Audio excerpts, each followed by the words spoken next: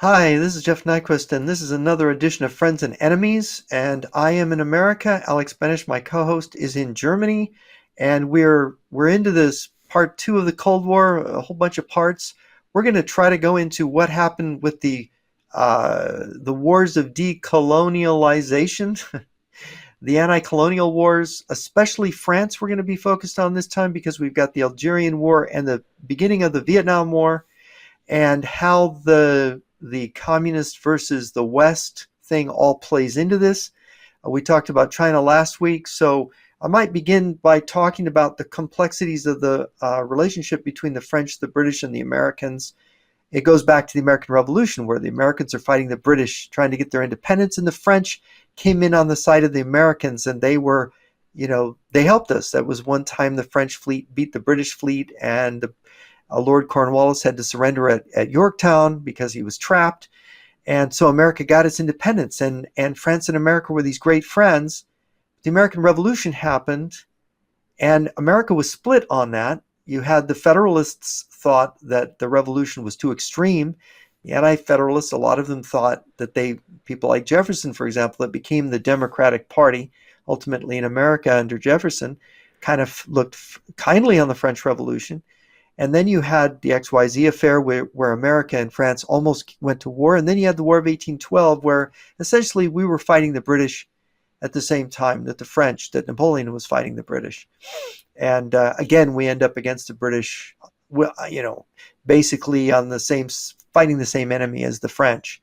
And the French and British, they for centuries, they fought each other, Yeah. And so there was this, yeah, and of course they have these nasty words for each other. But a funny thing happened on the way to the 20th century. France and Britain drew closer. In World War I, they were allies, and of course America intervened again in World War I, and to help save France from the Germans and to win World War I for the Allies. So again, there's this closeness. So we got to return the favor to France in 1917 and 18. And then, of course, but France, modern France, and if you go back to some of the works by French anti-communists, France really had a very strong socialist element in a strong socialist party. It had a socialist party, a communist party, and France would have these left-wing prime ministers. And we're talking about the French Fourth Republic, or Third Republic, rather, sorry, before World War II. And of course, in World War II, we end up on the side of the Allies, but France has been conquered. A lot of French Vichy collaboration with the Germans, arguably a lot of hard feelings because the British destroyed the French fleet, so it wouldn't fall into the hands of Hitler.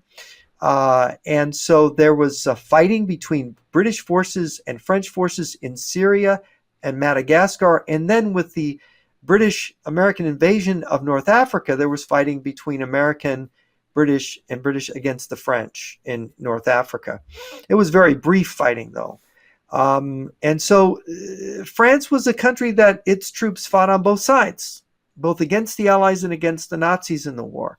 And not happily. I mean, they basically got defeated until the very end when a full French army was fighting on the Allies. And again, if you look at the written record, I've looked at some of the conferences that Eisenhower had with the French, and he wasn't exactly nice to them. And in fact, the Battle of Kasserine Pass, Eisenhower took full responsibility, but those French troops nearby were weaker than they said they were, and they couldn't help, and blah, blah, blah. So there's always this tension with the French. And de Gaulle, who kind of initially was the hero of France after the war, who retired from French politics, had this, he didn't really trust the Americans because of the way they behaved during World War II. There was this plan by Roosevelt to take over and govern France, which de Gaulle got ahead of and prevented. But de Gaulle, to get France to be truly independent, he compromised himself with the communists. And I get this testimony from this French intelligence officer. This book is Lamia, that was his code name, and his name was Tyrod de Vajoli. and he actually defected. He left France, hid out in Mexico and the U.S. because of Gallitzin, because of the Anatoly Gallitzin defection. Gallitzin had said that the Americans are going to be spied on, that the KGB has ordered the French service. They control the French service. The KGB controls the French intelligence, and they're going to order French intelligence to spy on America's ICBMs and strategic bombers. And de Valjoly was a French intelligence liaison in Washington.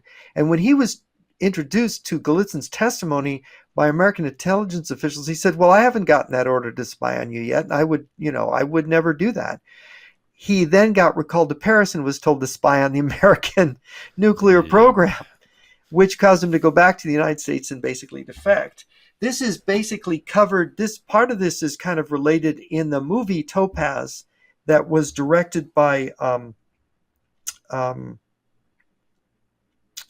the famous director of Alfred Hitchcock, who did Rear Window? And Vertigo. Vertigo is his best movie, and of course Rope. Psycho.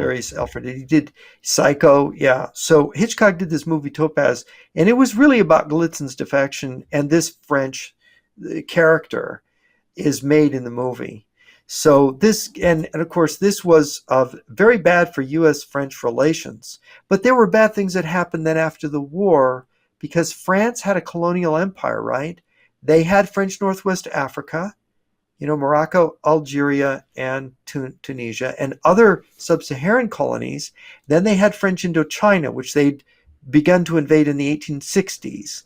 And they used the excuse that Catholics were being persecuted in French Indochina to go in there and then make an empire. So the French had this colonial empire that during World War II had basically been controlled by the Axis, largely. I mean, French Indochina was occupied by the Japanese during the war. And so France wanted, of course, to get control of that back. Now, the United States, having been a colony, having been opposed to British colonialism, the United States had a certain sensitivity to this issue. Like, we're not a colonial power, right? We don't think of ourselves that way. I mean, the Philippines was a colony for us after the Spanish-American War, but we gave them their independence.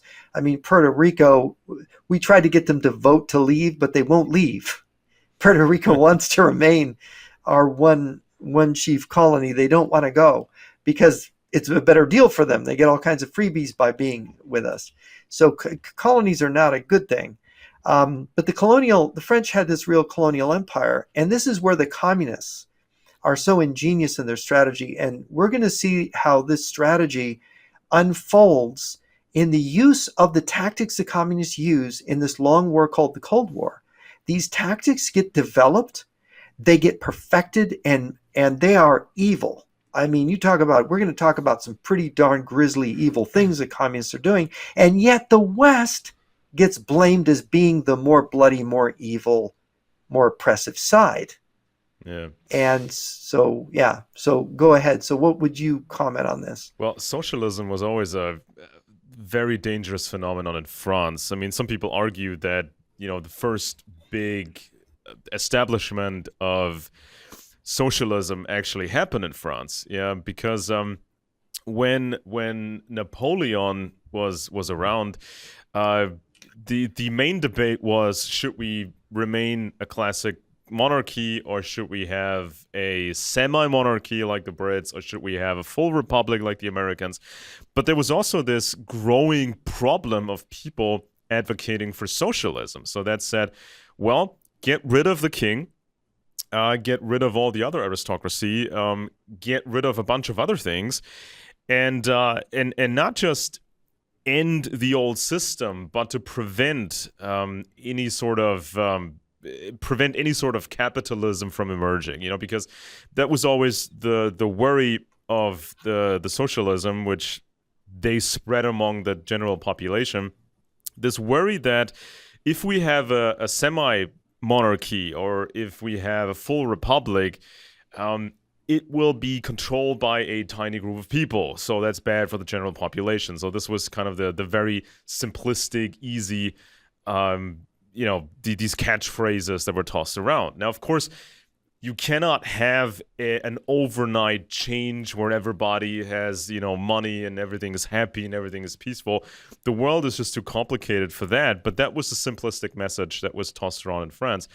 And so Napoleon had and the follow-up governments, they had to establish banking. They had to play catch up with the Brits, because the Brits, they were already ahead. They had used science to great advantages. The British had created their own fractional reserve banking and the bond market. So the British were way ahead. So France was behind. France needed banking. And France needed industrialization. So what happened was they tried to attract foreign capital. Like, for example, the infamous Rothschild banking family, which I suspect was run by British/German aristocrats, because the House of Hessen, which was incredibly powerful and tied to various thrones, the House of Hessen had initially recruited the Rothschilds to perform tasks for Britain. But at some point, the Rothschilds had banking houses in France, Austria, Germany, Britain, and so on. And the French branch of the Rothschilds, they were getting involved in a big railway program, for example. So all these changes started to happen in France, and this is what the socialists, the early French socialists, were using to make the population angry. So they were combining some of these texts from the revolution phase with socialist ideas. So they were complaining about, now you had to pay to cross a bridge, you may have to pay to use a railway. There are these rich people who who start these new factories and all that. So this was sort of the big beginning of socialism, really. And some of this literature, even the socialist literature that was used in Germany, was oftentimes printed in France, because the socialists had some leeway in France, so they could print up these books and then ship them to Germany. And so this was kind of a serious development that not many people really thought of as that dangerous. And in this early socialist phase in France, they were using anti-Semitism as a way to get around the censorship, because you could not attack the French government directly and say capitalism is awful, we hate everything, we want everything shared with everybody, and everybody should have all kinds of control over a chaotic country. But this was just a convenient thing. By declaring this new form of industrialization and capitalism, by declaring it Jewish, they could get around the censorship and say it's parasitic, it's devilish, it's all these things. And so this was just for that specific time. Now, of course, socialist propaganda works without anti-Semitism, but whenever it's useful to them, they will use it. So when France was experimenting with another dictatorship, another republic, another dictatorship, this socialist movement started to grow and it got embedded into the general population, and that kept growing from generation to generation. Because you can use anything and every topic to get people angry and to present a very simple narrative to them. We see that nowadays with these university protests in America, when these young students, they protest on behalf of the Palestinians, who are run by the KGB anyway, but they don't know that. And it's just the same thing over and over again. You pick anything that people can be mad about, even if it doesn't really concern them directly, and then just apply the program. You just apply that specific plan, and you do it step by step by step by step. And that was a problem that became really noticeable when World War II ended, because the damage was already done. During this resistance phase, and when the Vichy collaborator government was done, France still wanted to be this sort of empire. France really wanted to assert itself also against the Americans and against everybody else. But the damage was already done. France was crawling with communists, and they were embedded everywhere. And Yes. you just cannot undo this mess in a matter of Yeah. weeks or months or even a few years. It takes basically decades to rid yourself of communists and even... Well, I should point out that major figures in the Chinese Communist Party and in the Vietnamese Communist Party went to school in Paris. Oh yeah. All Ho Chi these Chinese Minh guys. went to school in France, right? Ho Chi Minh was educated in France. So was famously Mao's longtime prime minister and Zhou whose Enlai, name is was it? eluding. Zhou Enlai was educated in France. In fact, I think he knew Ho in France, and of course he spoke fluent French just like Ho did. And actually, I should explain when we talk about Oriental names. This goes for Japanese, Chinese, and Vietnamese names because we're going to be using some of the names. It's very confusing for Westerners because in Japan, in China, in Vietnam, your last name is first, your family name is first, your personal name is last. So when we say Ho Chi Minh, Ho is not his first name, it's his family name. Mr. Ho, Comrade Ho. And so Min is just like, hey Min, like, hey Joe, right? And it's like Mao Zedong, same thing. Mao is his family name. Yamamoto is the family name, right? So and they put that first. So just to explain that. So when you're hearing it, not to be confused when we talk about it, because we're going to talk about Ngo Dinh Diem, and they call him President Diem, but it's NGO is his actual family name, and his brother's name is that. So it's so that's how we get kind of confused, and we'll talk about Diem and his brothers as the Diem brothers, but they're not. That's just Diem's first name, So so people can get confused. But maybe the best way to talk about these wars is to skip ahead to the key year of 1954, when the Algerian War started to get kicked off, and when the French were on the point of leaving Vietnam because of the Battle of Dien Bien Phu, say these names. Is it okay? Did you have anything to say about before we get there? Any comments? No, I think this is sort of what I just mentioned is what people should have in mind when we're talking about socialism in France and kind of wanting to continue as an empire, but you're crawling with communist spies.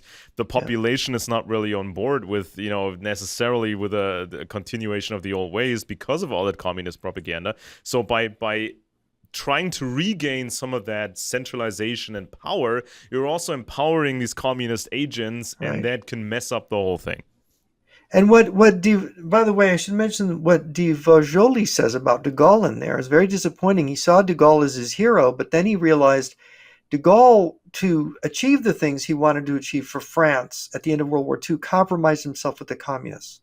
And this is de Vojoli's opinion, that and then he had people around him who were communist agents, which eventually, if you were to go into Moscow and talk to KGB or party people, say, oh, we have a lot of control in France.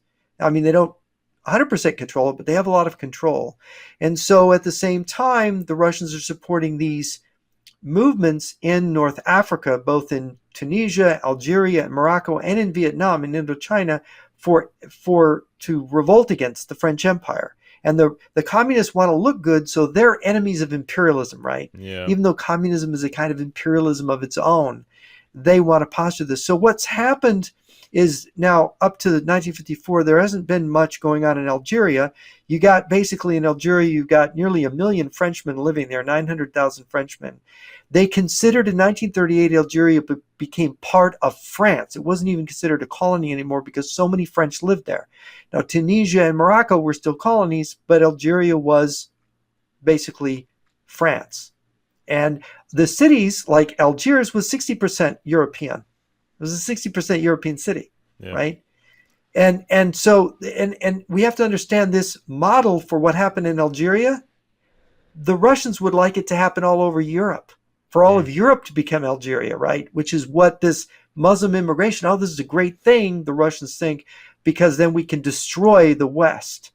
And so the inception of this is in Algeria. So now in Vietnam, what's happened is China's become communist. They're supporting communists and this is why it's in the north, because it's closer to China.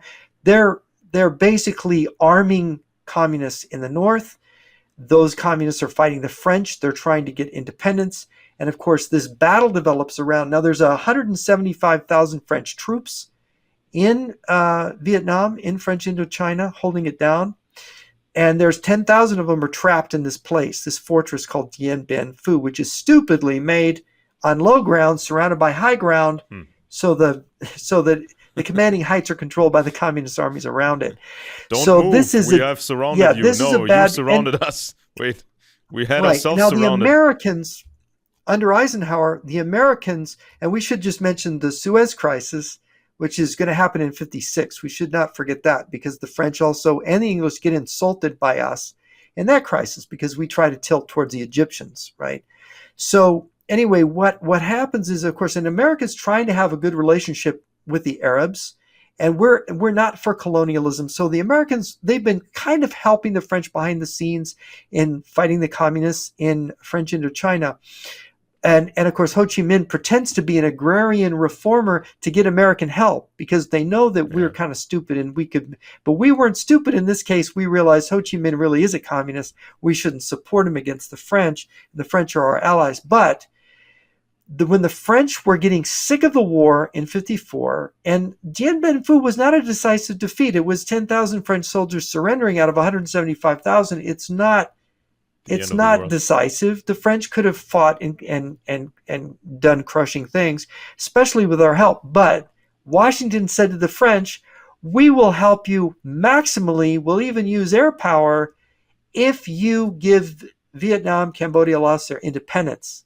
If you say, look, they're our allies now. They're not our colony. We're helping them to fight the communists. But the French were like, why are we here? If it's not our colony, why are we even here? Why do we care if the communists take it? We just want to get out of here. So Dien Bien Phu, it was more of an excuse for the French to just leave. Besides, things were starting to get, there were rumblings in Algeria in 1954.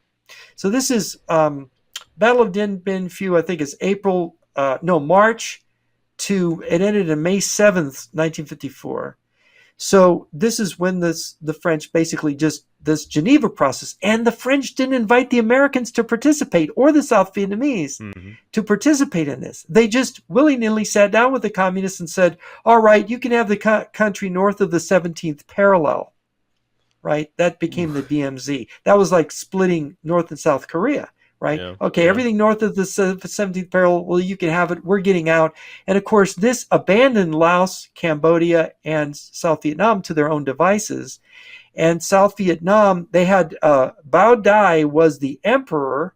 Hue was the old capital of the old imperial Vietnam. It's sort of in the middle of the country. It's just below the DMZ, Hue is. And that's where a lot of the oldest pagoda is there. There's a lot of cultural things there. It's almost like Kyoto is to Japan, Hue is to Vietnam. And of course, the Emperor Bao Dai, I knew his granddaughter briefly. I worked with her when I worked for AT&T back in the 80s. But the Emperor, he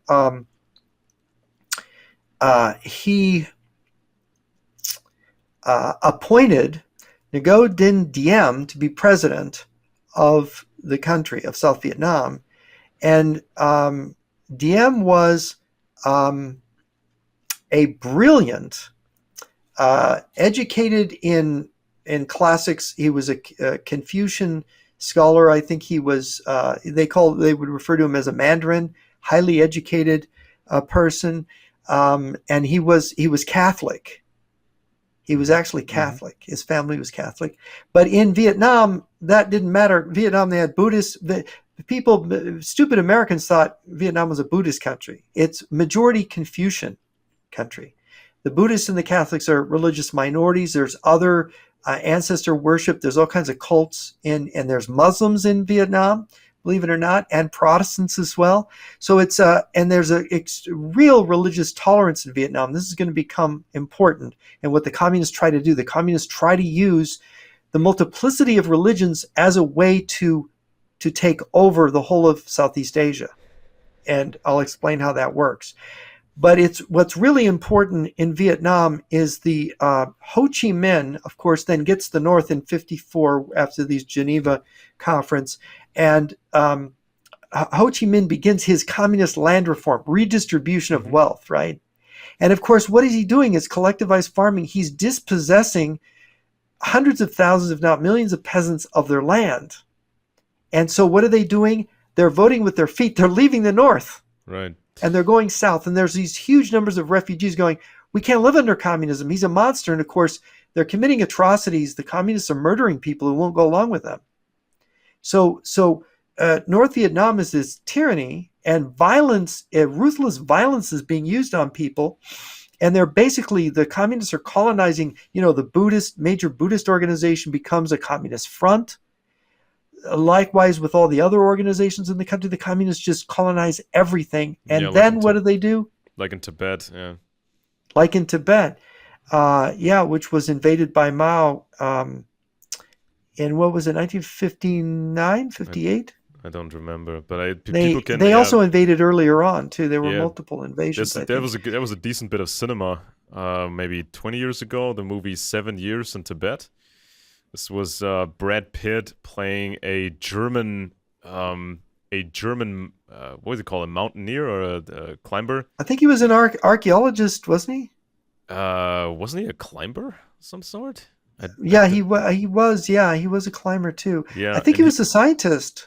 Yeah, maybe I'm mixing him up with something else. He starts out as this arrogant guy who cares about his career and his self-image, but then the Nazis lose the war, and then there's chaos, and they don't want to go home, and the communists starting to take over. The communists take over the region, and then they there was a traitor. I mean, this is actually a really good piece of cinema where you can actually see the outcome of a single traitor. Of course, they simplify it for cinematic purposes, but there's one key traitor who gets bought off by the communists, and that actually caused major damage, because these people could have actually tried to defend themselves against the commies, but if you have these traitors within, I think he blows up an ammunition depot, and so they cannot hold out until help arrives. Yeah, I'm thinking of another movie. Actually, I don't think I saw that movie. But yeah, so in Vietnam, so now get this. The Vietnamese started, so in 1957, they start this campaign of assassinations. So in I think it was 1957, they murder 60-something village leaders in South Vietnam. They just start assassinating local leaders. Yeah. And this, of course, makes the requirement of, Vietnam is, and Diem, and people thought, because, I mean, imagine the French just abandoned the country. Diem was a guy who was against the French colonializers. He was recognized by them as a brilliant administrator. He worked for them at times, but he says, I'm against you being here. Diem was very honest. He told the French, I want Vietnam for the Vietnamese. So he's a very honest person of integrity, who wanted to build this country, build Vietnam, and to defend it against the communists. And people said he won't last a year. Mm-hmm. But he lasted 9 years. 9 years later, he was still there in 1963.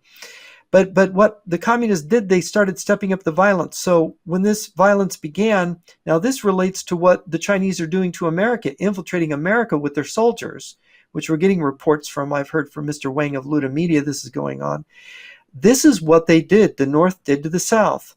They took over 100,000 troops, officers and men, dressed them as civilians, smuggled them into South Vietnam to set up encampments. This became the Viet Cong, or the NLF, the National Liberation Front, which had the same name, by the way, in Algeria. Yeah. They called it the FLN, using the French, It's almost about liberation, right? Yeah. Front Liberation Nationale, right? So, but it's the same. In English, it's the National Liberation Front. So they set that up. But it was just an extension of the North Vietnamese Army, the Communist Party. It took all of its orders from Hanoi.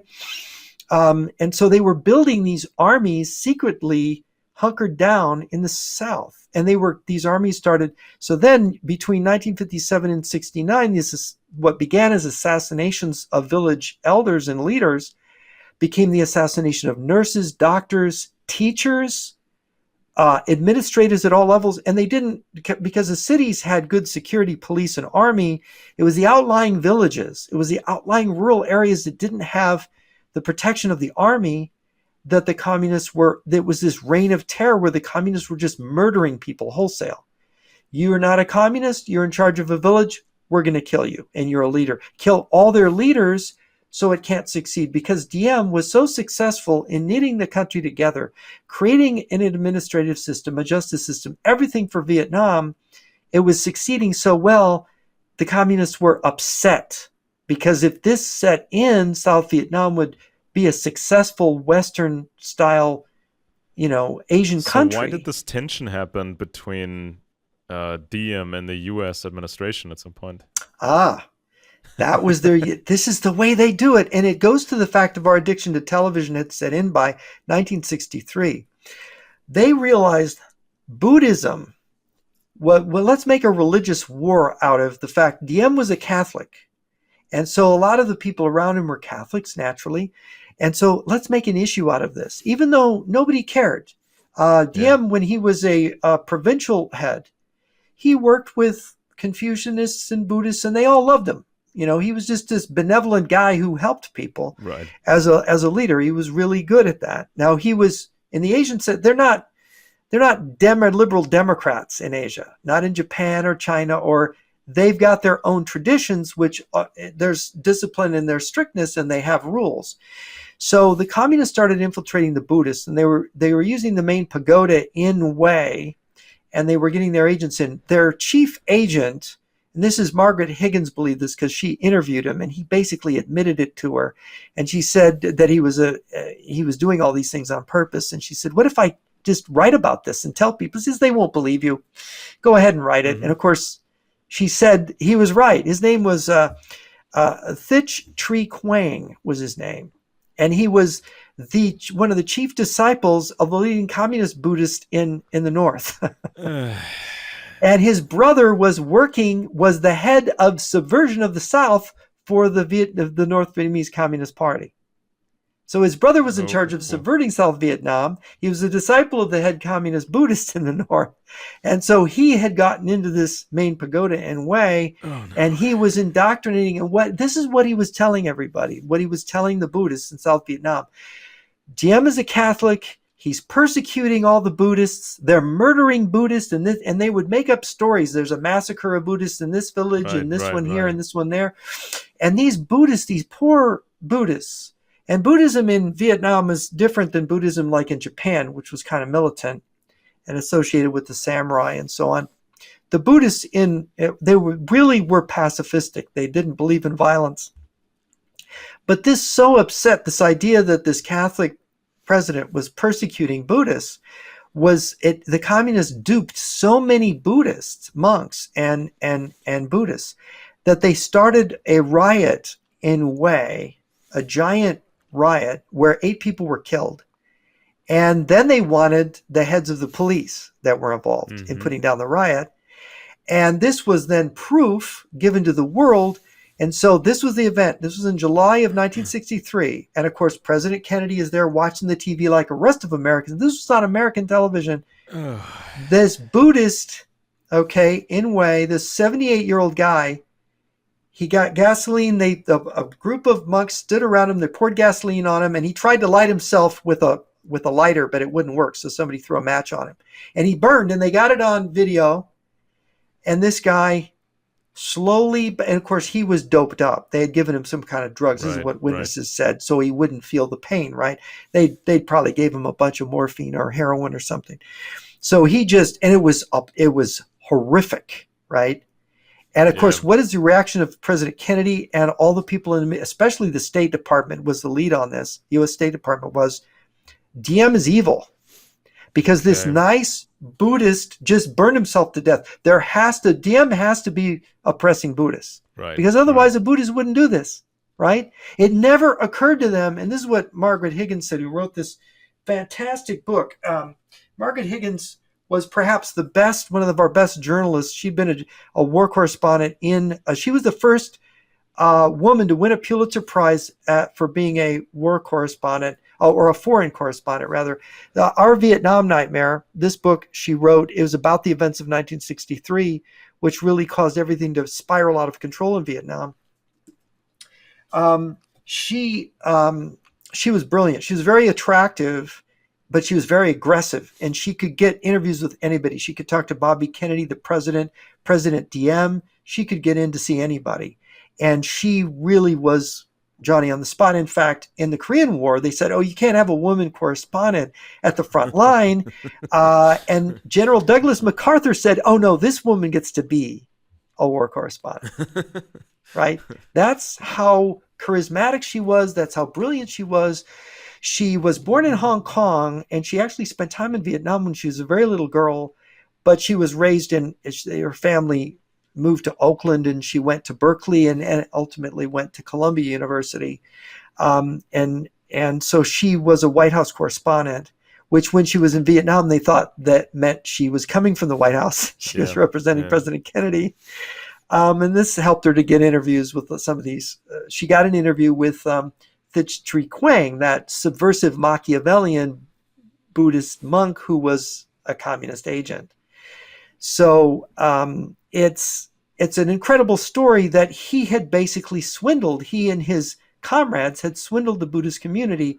And so now President Diem was trying to tell people, I'm not persecuting Muslims. I give them everything. Look, I apologize for the riot.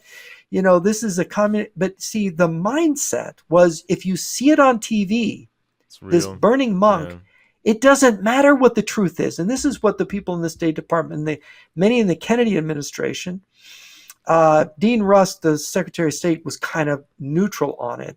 But a lot of all the other State Department people said, we have to get rid of Diem, right? We have to get rid of him. So here's the Catholic president of the United States, first Catholic President Kennedy, and he's being told to get rid of the Catholic president of Vietnam, Diem. And so Kennedy is eventually, in 1963, he's bullied into okaying a coup to remove Diem. And this is something Nixon knew about. I mean, this was kind of, the fact of Kennedy's involvement was hidden for a long time. And of course, I'm sure President Kennedy didn't know that Diem and his brother were going to be killed. And ironically, it was Diem's brother, who was one of the security chiefs within the South Vietnamese regime, who said that he knew Thich Tree Quang, that subversive monk, and he said, "Oh, I can talk to him. He's a reasonable guy." But get this. So Thich goes and says, "Oh, they're persecuting me." He goes to American ambassador, which was Henry Cabot Lodge, who'd been Nixon's running mate in 1960. He was the vice president. So Henry Cabot Lodge is the U.S. ambassador to Vietnam, and this communist spy goes to the embassy and goes, "They're persecuting me. I'm a Buddhist. Take me in." So he's under the protection of the American ambassador. And when the coup happens, he comes out and he says, "Oh, you have to give the firing squad to the president's brother." Oh, no. Oh, right? By the way, we should probably mention real quick that, at that time, the fairly young CIA was struggling very hard in many places in the world. I mean, the communist propaganda always portrayed the CIA as this monolithic, imperialist super agency who could do anything at any time, any place. But we have so many files now, and they've all been looked at. If Wiener spoke, about the CIA history, and the CIA was Legacy of Ashes is that book. Yeah, the CIA had so many problems because it was so young, it was so new. And some of these people they recruited from these elite universities in America, some of them had great potential, but it wasn't as mature, it wasn't as professional. So a lot of the reports that came out of the CIA were not worth the paper they were printed on, because source material source material oftentimes came from communist assets, and it was, every time there was a review, an internal review of the CIA's operation, the result was always so bad. They oftentimes kept these surveys secret because the performance was so bad. And you had the issue that the head of the CIA in 1952 up until January 53 was, and I mentioned this before, was General Walter Battle Smith, who fell under suspicion of the FBI, and he had been U.S. ambassador to the Soviet Union, of being a Soviet agent. Yeah. And so much so that his file is still not, you can't get it. And he had his security clearance revoked. So that he couldn't work in government after Eisenhower had kind of offered him a different job, tricked him into resigning as head of the CIA in January 1953. So yeah, the FBI is heavily infiltrated. It's being fed false information. At the same time, MI6 is heavily infiltrated. The prospective future head of MI6 is Kim Philby, who's the British liaison in Washington at the time, having these lunches with James Angleton, who is trusting Kim Philby, right, with secrets. And James Angleton, then a major official in CIA counterintelligence. So you see that that the CIA and the British intelligence are just mulled out at this point. So you have this as a terrible disaster already unfolding. So you have this disarray. So what happens in Vietnam then is that Diem is overthrown, and this is a disaster. And by the way, Diem is killed and overthrown a little bit less than 3 weeks before John F. Kennedy is shot. And we'll have to do a whole show on the Kennedy assassination. Shot by a communist. Yeah, Lee Harvey Oswald was a communist. He had defected to the Soviet Union a couple of years before, after getting out of the Marine Corps, where he was known to talk about his Marxist ideas. And of course, there's a great book on this written by the former head of Romanian intelligence, Ion Pacepa, called "Programmed to Kill." And so so what happens is that the Kennedy assassination and the death of Diem and the disorganizing of Vietnam, because Diem was this brilliant genius organizer and governor of this country, and his government was disrupted by this phony baloney communist propaganda, fake news about him persecuting Buddhists. That's what did it. And the Americans did it themselves. And the joke was, Higgins wrote in her article, when she tried to expose this ruse, in an article she wrote about Thich Tree Quang, the nefarious communist monk, that she said, look, what the communists want and what Thich Tree Quang wants is basically is Diem's severed head, wrapped in an American flag and delivered up to the communists. Yeah. And of course, she said, I didn't know at the time I wrote that was what was going to happen later that year, right? In early November 1963. So this was the thing. So then, of course, these idiot people who hated Diem, these generals and other people, and the idiot ambassador Henry Cabot Lodge, these idiots who'd gone along with this, getting rid of the Diem government, there was a mess, because nobody had the political stature, right, to fill in for this guy. This guy's shoes were gigantic. How were you good? So the country was then going to start to fall, because who would trust anybody then? And who would trust the Americans? The Americans, if they knew the truth then, which some probably did, who would trust the Americans who would stab an ally in the back like this? This is horrific. And the communists did it by provocation. And what Higgins would say is, she would say, I would go to these people in the administration, and they'd say, it doesn't matter what the truth is. It doesn't matter that the communists provoked it. The TV image is so bad powerful for the administration of monks burning themselves to death. We can't get behind that, right? So, and this is where you get Marshall McLuhan is saying at the time, the medium is the message. So TV, an image, the Chinese have the statement, an image is worth 1,000 words. Well, this was being applied. The image of the burning monk was worth, you could argue yourself till you were blue in the face that it was a communist provocation. And it's, no, that monk, that Diem has got to be bad. That monk burned himself because he was persecuted by Diem. And so then the communists did this sort of thing. And of course, meanwhile, while the supposed persecution of the by the Catholics of the Buddhists is taking place, what's really happening is the communists are murdering, butchering teachers, nurses, mayors of villages. They're killing people all over the country, and they're organizing the Viet Cong, this giant army of 100,000 troops, which are really North Vietnamese communist troops, as a supposed spontaneous rebellion in Vietnam, but it's just an infiltration. And they're ambushing police, and they're ambushing soldiers out away from the cities, and they're trying to get control of the countryside and isolate the cities to force the country to surrender. Yeah, and it's a giant bush. I mean, so you can hide in the bush, and then you just pop out of the trees, and you do an assassination, or you ambush somebody, and then you disappear back into the trees, and you're gone. And they dug vast underground tunnels. They did ant holes, ant hills of tunnels. They tunneled all over the country and into the jungle. And how did they infiltrate? Vietnam is a narrow, long country. And the DMZ, the 17th parallel, it's one of the narrowest parts. I don't know, it's 50, 60 miles across. I don't know, maybe it's longer, but it's pretty narrow. And of course, there's artillery zeroed there. You can't get across it. So how did the North Vietnamese infiltrate a whole field army into Vietnam on the sly? Well, on the border of Vietnam with Cambodia and Laos, it's all jungle, just thick jungle.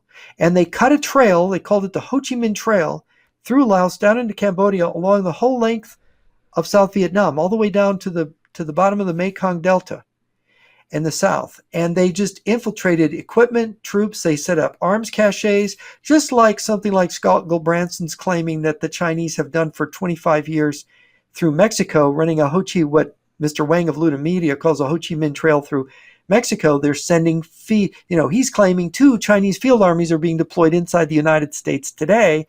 Well, this was what Ho Chi Minh and the communists and his Russian and Chinese advisors were getting him to do in South Vietnam in the late 1950s, early 60s. Yeah, they're following a program. It's a handbook. Yeah, it's like a manual, so that you would just apply over and over again, like a cooking infiltration recipe. warfare. Like a cooking recipe. And it's interesting to see that when you are today, when you're 40 years old, or you're younger than 40, or maybe you're in your 50s, what people, especially in Europe, what people in Europe remember about or have seen on television and video and cinema, what people took away from Vietnam were these movies like Platoon, or movies such as Apocalypse Now. And it was always about the theme was always about the fall of the arrogant American imperialist pigs, so to say. So this was sort of that underlying theme that was spread all over the place in these movies and so on and so forth. So how it's just why wasn't the American media offensive better? I mean, we talked about, I mentioned this on the show before. You talk about Star Wars, right? And the famous George Lucas, and he was sort of inspired by the Viet Cong, according to his own words, and the Viet Cong were the inspiration for the rebels in Star Wars. Now, of course, there's plausible deniability. He could always claim, well, the Empire in Star Wars is kind of like Britain, and the Empire in Star Wars is kind of like the Nazis, and so on and so. But there was still this current that the rebels in Star Wars are like the Viet Cong, and actually, George Lucas said that Soviet directors had more freedom to work. Soviet directors had more freedom to work than American directors. So it's like this thing in Star Wars of a gaggle of multicultural rebels taking on this white empire. So why didn't the background of George Lucas, he was sort of attached to the American Information Agency, which had the job of promoting America's image abroad. And George Lucas and some of the other famous directors of that era, they were attached to this information agency, and they did some smaller projects for someone who was in that information agency. But then he snuck through his Star Wars screenplay and he got the movie made, and this is what people remember. They don't remember anything of what you just explained, but they remember Well, Apocalypse Now, and they remember to Platoon. be fair, John Wayne made a movie in 1968 called The Green Berets, right? Have you ever seen that movie? No.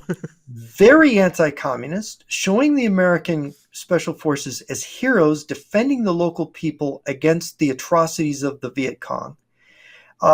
So much more true to the actual situation there. But it is true. The United States did not explain the war to the American people very well. They assumed everybody understood we were fighting communism. And of course, the United States did not want to have to send troops. And I might explain the complexities of the Kennedy administration now. There's all these people claiming that Kennedy was assassinated by the U.S. military now. This is the more recent conspiracy theory, because he was not for engaging in Vietnam. And this is kind of not true. I mean, Higgins mentions this General Maxwell Taylor that Bobby Kennedy told her, you got to talk to this General Krulak and talk to Maxwell Taylor. The Kennedys, when things were getting bad there in Vietnam in 1961, late 61, early 62, they set Maxwell Taylor on a mission to go find out what the truth was. And the reason the truth was so difficult in Vietnam was the way the communists had distorted even our own media. This is General Lane, Thomas Lane's book. I don't have the cover. It's America on Trial. It's about the Vietnam War. And Lane gets it right. He talks about the Vietnam, the Geneva, and the inception of the war. The discussion of policy has been so contaminated with lies and purposeful propaganda about the Geneva settlement of 1954 that some clarification is required to establish perspective. And he spends this whole chapter clarifying all the lies that the communists had put across to people about what happened there in Vietnam.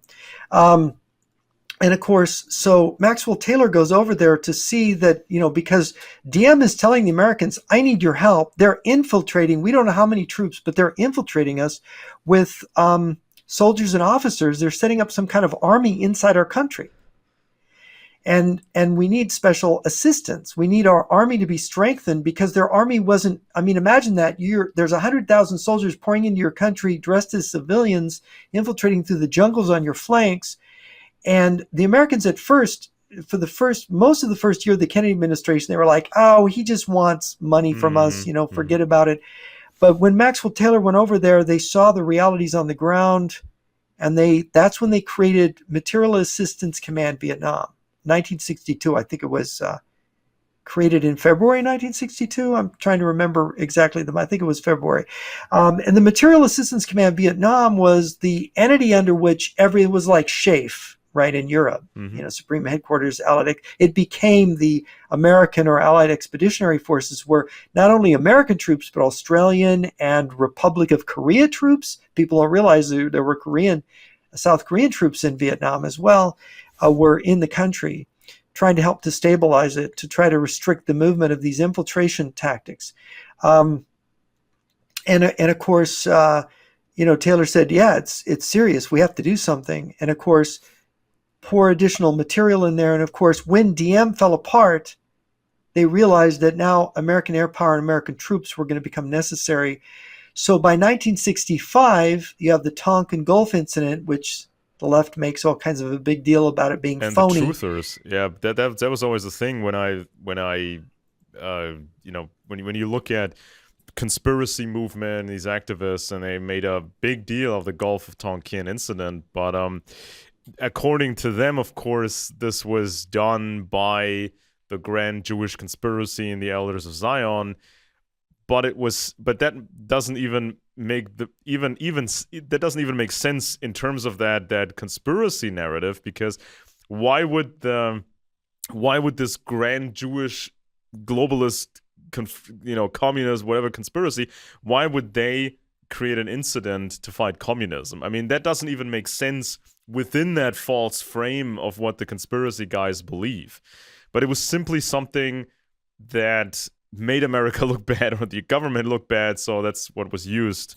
Well, and there's been distortions of the Gulf of Tonkin incident. Look, we would be infiltrating commandos and maybe spies into North Vietnam by using amphibious operations. We had a big fleet. We controlled the ocean off of North Vietnam. And of course, this triggered the 135th Vietnamese torpedo boat regiment or battalion. I forget what they designated it. It reacted, and the USS Maddox fired warning shots, and there were allegedly, but people say it didn't happen, attempted torpedo attacks on American warships. And of course, it was an excuse because we needed to go in because the country, we realized that it wasn't just 100,000 troops. They had these bases up and down the flank of Vietnam in the Cambodian and Laotian jungle from which the North Vietnamese army regulars could actually have troop buildups and then just outright invade the country. And of course, invading Vietnam along the 17th parallel is nothing because it's a very short front. Mm-hmm. You just put up artillery and bunkers and you stop them. But this is the whole country's exposed to invasion along its open flank. There's no defense. You can't defend, 1,000 miles of jungle-like terrain. And so it's like, oh my gosh, they could attack Saigon. Saigon isn't that far. Saigon's sort of in the middle south of the country. It's probably less than 100 kilometers to Cambodia, maybe 140 kilometers to Cambodia from there. You can move. The Ho Chi Minh Trail got so good you could move tanks. A North Vietnamese infantry division would have a tank, at least one tank battalion usually.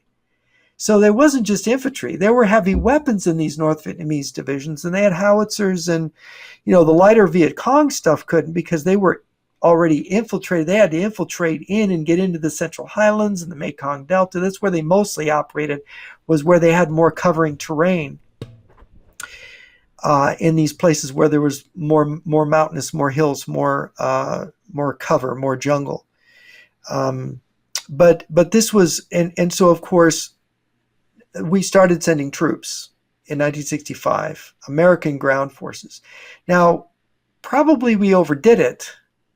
And the way the targets were picked by the bombing was the Tuesday Lunch Club. It was ridiculous. And of course, there's a famous book called Victims of Groupthink by Irving Janis about how Johnson ran the war, along with Walt Rostow, who we need to talk about, he was a deputy national security advisor. They didn't call it then there. It was special advisor to the president.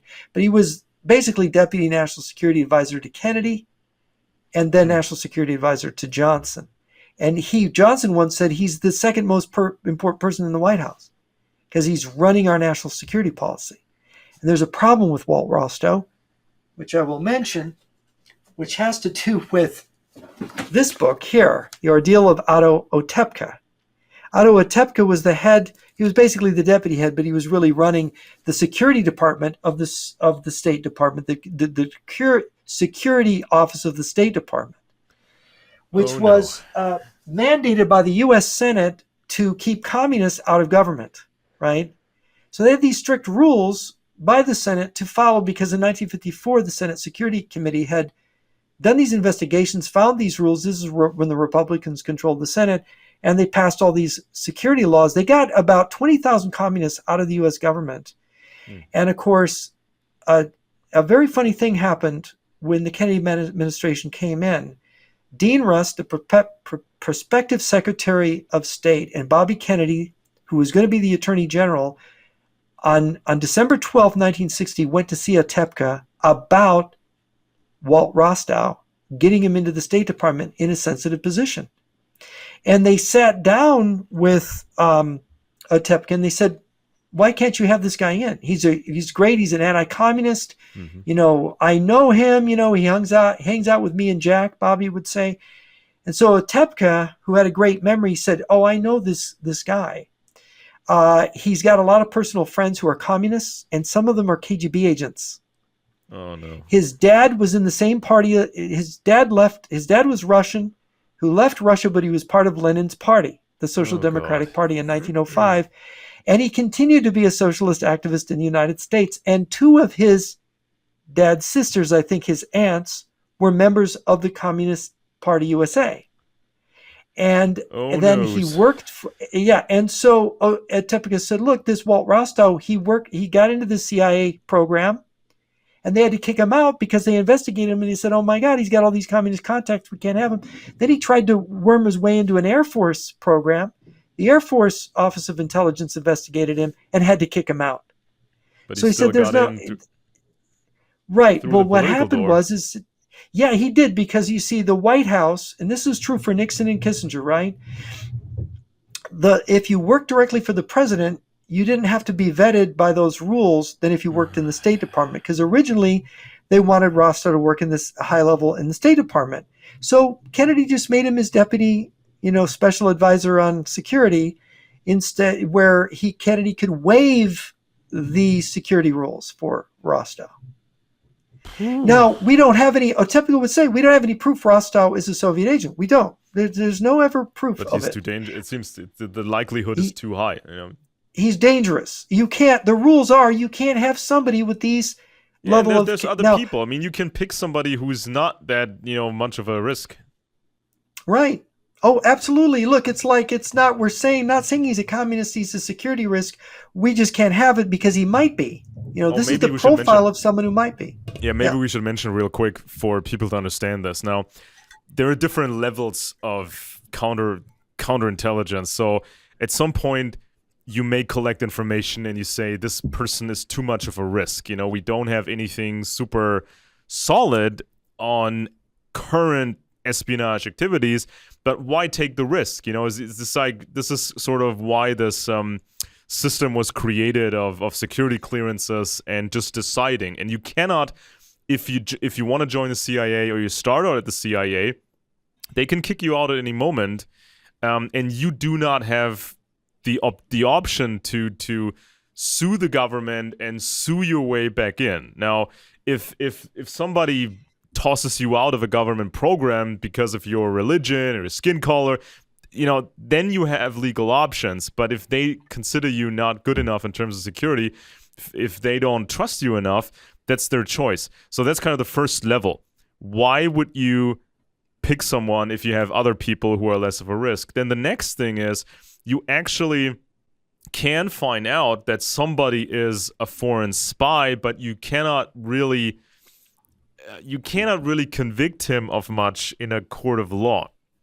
Now, excuse me, this happened a bunch of times because to reach that next level of actually having somebody in court like the Rosenbergs, the atomic spies, that takes a lot of catching someone in the act, filming someone with a drop-off, or finding incriminating material hidden under the floorboards and the microdots and everything.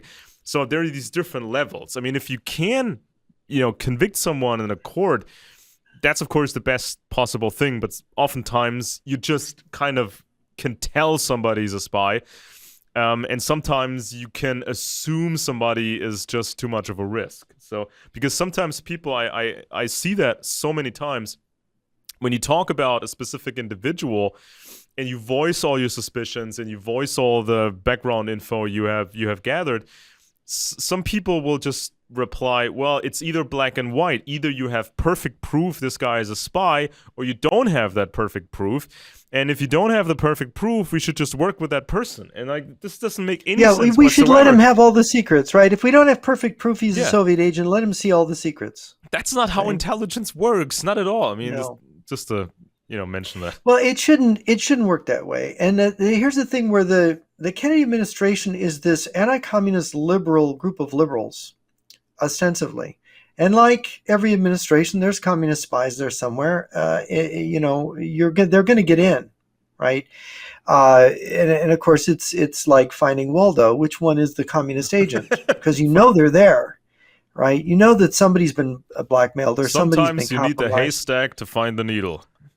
Yeah, and of course there's a haystack there. So you have to have you have to be really strict and careful. And Eisenhower, one thing to Eisenhower's credit, if you read John Lewis Gaddis's book, The Long Peace, about the Eisenhower administration, is that Eisenhower had that, okay, if we're going to fight, I'm going to blast you right out of this world. I'm going to nuke you. I'm going to anthrax you. If you want a war, let's have it. But if you don't want a war, okay, we'd be glad to live in this peaceful coexistence that Khrushchev talks about. But otherwise, we're just going to have it out with you. Mm-hmm. So the communists were like, General Eisenhower, maybe we don't, and Eisenhower was a liberal Republican, but he was a soldier, and he figured this was his sort of personal way of dealing with it. When you get to Kennedy, and they want to loosen the security rules, they want they start persecuting Otto Otepka. They ultimately go after his job.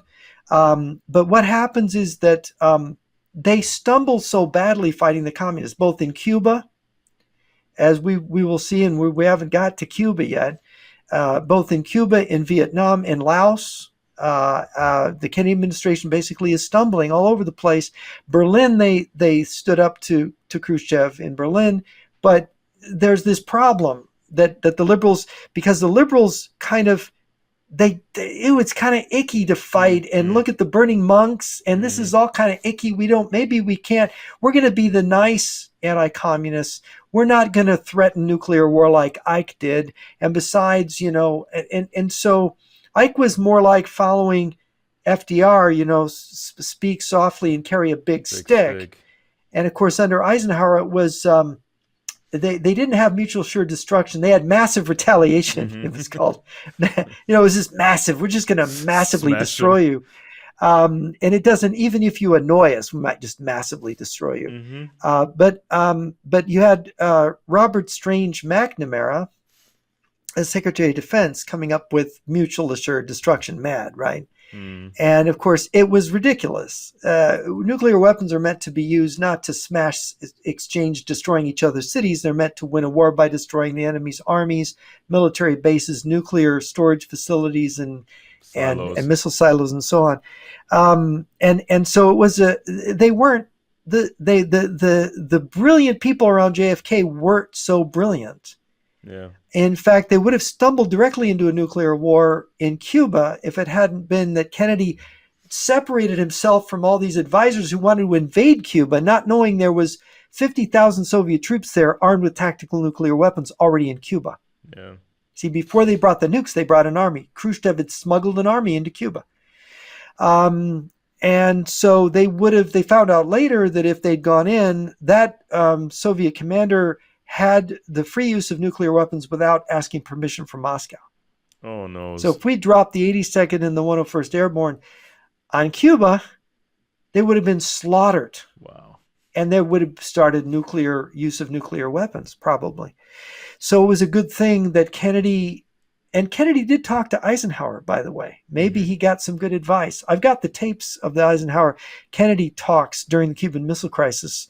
I've got them. It's been some years since I listened to them, but they're really fascinating because during these tapes, Kennedy asked Eisenhower, he said, they promised me they weren't doing this, because they did. And also, maybe we should mention real quick that, in America, they had this gentleman kind of system. They had really nailed it down. So this was vastly different than what the Soviets had. Now, with the Soviets, you had purge after purge after purge, then you could be flying high one day and the next day you're gone. I mean, even the closest, and we talked about this in the previous episodes, even the closest guys to Stalin, they could disappear, or they were always threatened. There was always the possibility that you're gone tomorrow. And so this was vastly different in the United States, and I think that had an impact on the general counterintelligence thinking. If somebody came in recommended, we like this guy, he has the right attitude, and he knows this guy's wife, and they're all getting along fine, and it's all very gentlemanlike. It was sort of the strength of this American system, just having these people be civilized and talk to each other. The system had advantages, but you're going against an enemy, the Soviets, who would purge anybody at any given time, and nobody would trust anybody at any given time. Yeah, the sanguinary discipline that you would kill people to make discipline work. Now, I should backtrack to the Algerian War, because there's something about this murderous technique of causing war and causing friction and causing tensions to increase that worked in Algeria. The Soviets, of course, were behind the Algerian Revolution against France. And of course, the French had this huge armies they ended up deploying. But how it escalated was at one point, the Algerian revolutionaries started attacking civilians, started killing people.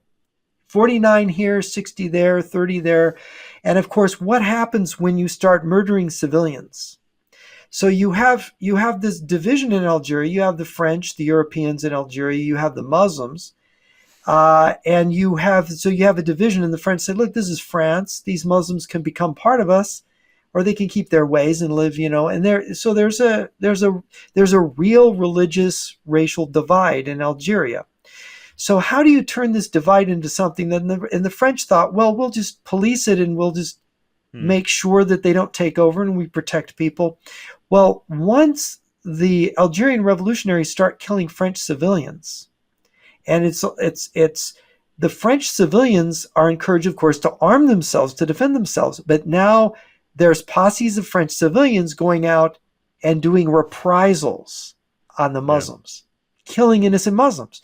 So it becomes this ethnic dirty war where people are murdering each other. So you kill 150 French civilians, and the French civilians get so outraged they go back and kill 1,200 innocent Muslims, right? This then then everybody, all the Muslims then join the FLN, the Front Liberation National. They join it, and then it becomes enormous because there's more of them than there are the Europeans. And then the French are like, whoa, what do we do? How do we control this? And you see the communists were watching and learning the whole way, so that in Vietnam, if we kidnap, if we kill, if anybody retaliates on us, but in Vietnam, it didn't quite work. They didn't get the sympathy from the countryside that they wanted to. Most people, they could be terrorized into helping the Viet Cong, but they didn't like the communists. They really didn't. In most of South Vietnam, in fact, many of them had fled the north already to come south. But and there are people that believed in communism too. Don't get me wrong. There are ideological communists. What about this type of warfare that was done in Vietnam? Because I read this book on, I think this was a former executive of, it was either Shell, the oil company, and and he was observing some treasonous activity, like oil tankers that were able to, flying false colors, basically. They were able to pass through and supply. Oh, yes. They, by the way, there wasn't just the Ho Chi Minh Trail. They actually were able to smuggle by sea supplies down into the south of Vietnam, in the very south, in the Mekong area. And so he was observing that. And he was also talking about this, I don't remember who it was from the American side, who said that we need to fight a specific type of war in Vietnam, because we cannot use a $100,000 or $50,000 bomb to destroy a hut that cost $50 to build. So we need to be very specific, adapt to the environment, and then just hit the communists precisely. But what was actually done was the United States built some sort of a mini Pentagon in Vietnam, and they're trying to make this into a large conventional effort. What do you think about that? Well, this is what Nixon was very intelligent in his analysis of the war. It's a shame that he had someone like Kissinger to be his Secretary of State. But Nixon, if you read Nixon's books, before, during, and after, and his speeches and so on, very intelligent, because Nixon understood that the removal of Diem had been a horrible mistake. And he also realized that the 1965 move by Johnson to take over the war, to Americanize the war. I mean, you think about it, the Army of the Republic of Vietnam was willing to fight. They needed equipment, they needed training, just like the Ukrainians do in Ukraine to fight the Russians. They needed all this stuff, and all we needed to do was do a really good job of providing that. and maybe give them some air support. But what we did is we panicked, we overreacted, we sent in ultimately half a million American Yeah. troops. And we Americanized the war. We took it over. We said, step aside, South Vietnam. We're going to fight the communists for you. This was stupid. And it was almost calculated to demoralize America, because America had a conscription army. We had a draft. Mm. So here's America in the prosperous 1960s, and you're going to be sending hundreds of thousands of Americans to Southeast Asia to fight a ground war against communists in the jungles, who know the territory. And yeah, I mean, it's really calculated to sour Americans on the idea of actually opposing communism, which is what it did. If Walt Rostow, as the war hawk of hawks, saying we're going to smash the communists, if we're going to move all these troops into there, if nothing could be calculated better to demoralize our side than this move. And to do it with all these promises, and then that harebrained McNamara saying we're going to win by body counts. He's a statistician. What do you expect a statistician to do? Well, we'll turn it into numbers. Yeah, That's also, not how wars work either. Yeah, and then now, of course, we know a lot more about what went on the ground. The Americans, they used specialized encryption, specialized encrypted radios, but they were so huge and they couldn't function properly in that heat. So oftentimes these devices would fail to operate, and then somebody radioed some very sensitive information on an open frequency, and also with the espionage, knowing what the Americans were up to, that of course had a tremendous impact on that specific war that was fought with these conventional, these very conventional traditional means. And also, I mentioned this on the show before, when the war was over, some of these higher-ranking military officers of America and military intelligence people, they were quite frustrated and depressed because they didn't understand yet what we learned later with all the traitors and the all these moles that were giving away crucial information, like this one Navy guy. Who was that Navy guy again? Who was a Birch Society fan, and then he sold the secrets to the Soviets. I forgot. Oh, you mean the Walker spy ring? I think it was Walker. But after the war, these United States officers, they didn't understand yet how big the infiltration problem was.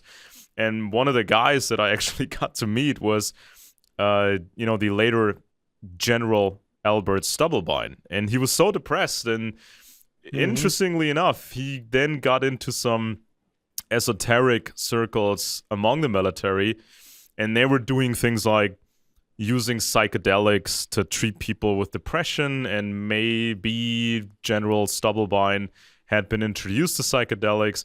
And it seems like a leftist attempt at influencing frustrated officers, especially after Vietnam, and then turning them from, very capable anti-communists, turning them into these half-truthers, esoterics, and again and again, yes, absolutely. So many came back with this disillusioned, since they thought that because the war was run badly in certain respects, they thought that our side was wrong. And they stopped being really about anti-communism, because the communists had so confused all the issues surrounding the war, that this is what happened.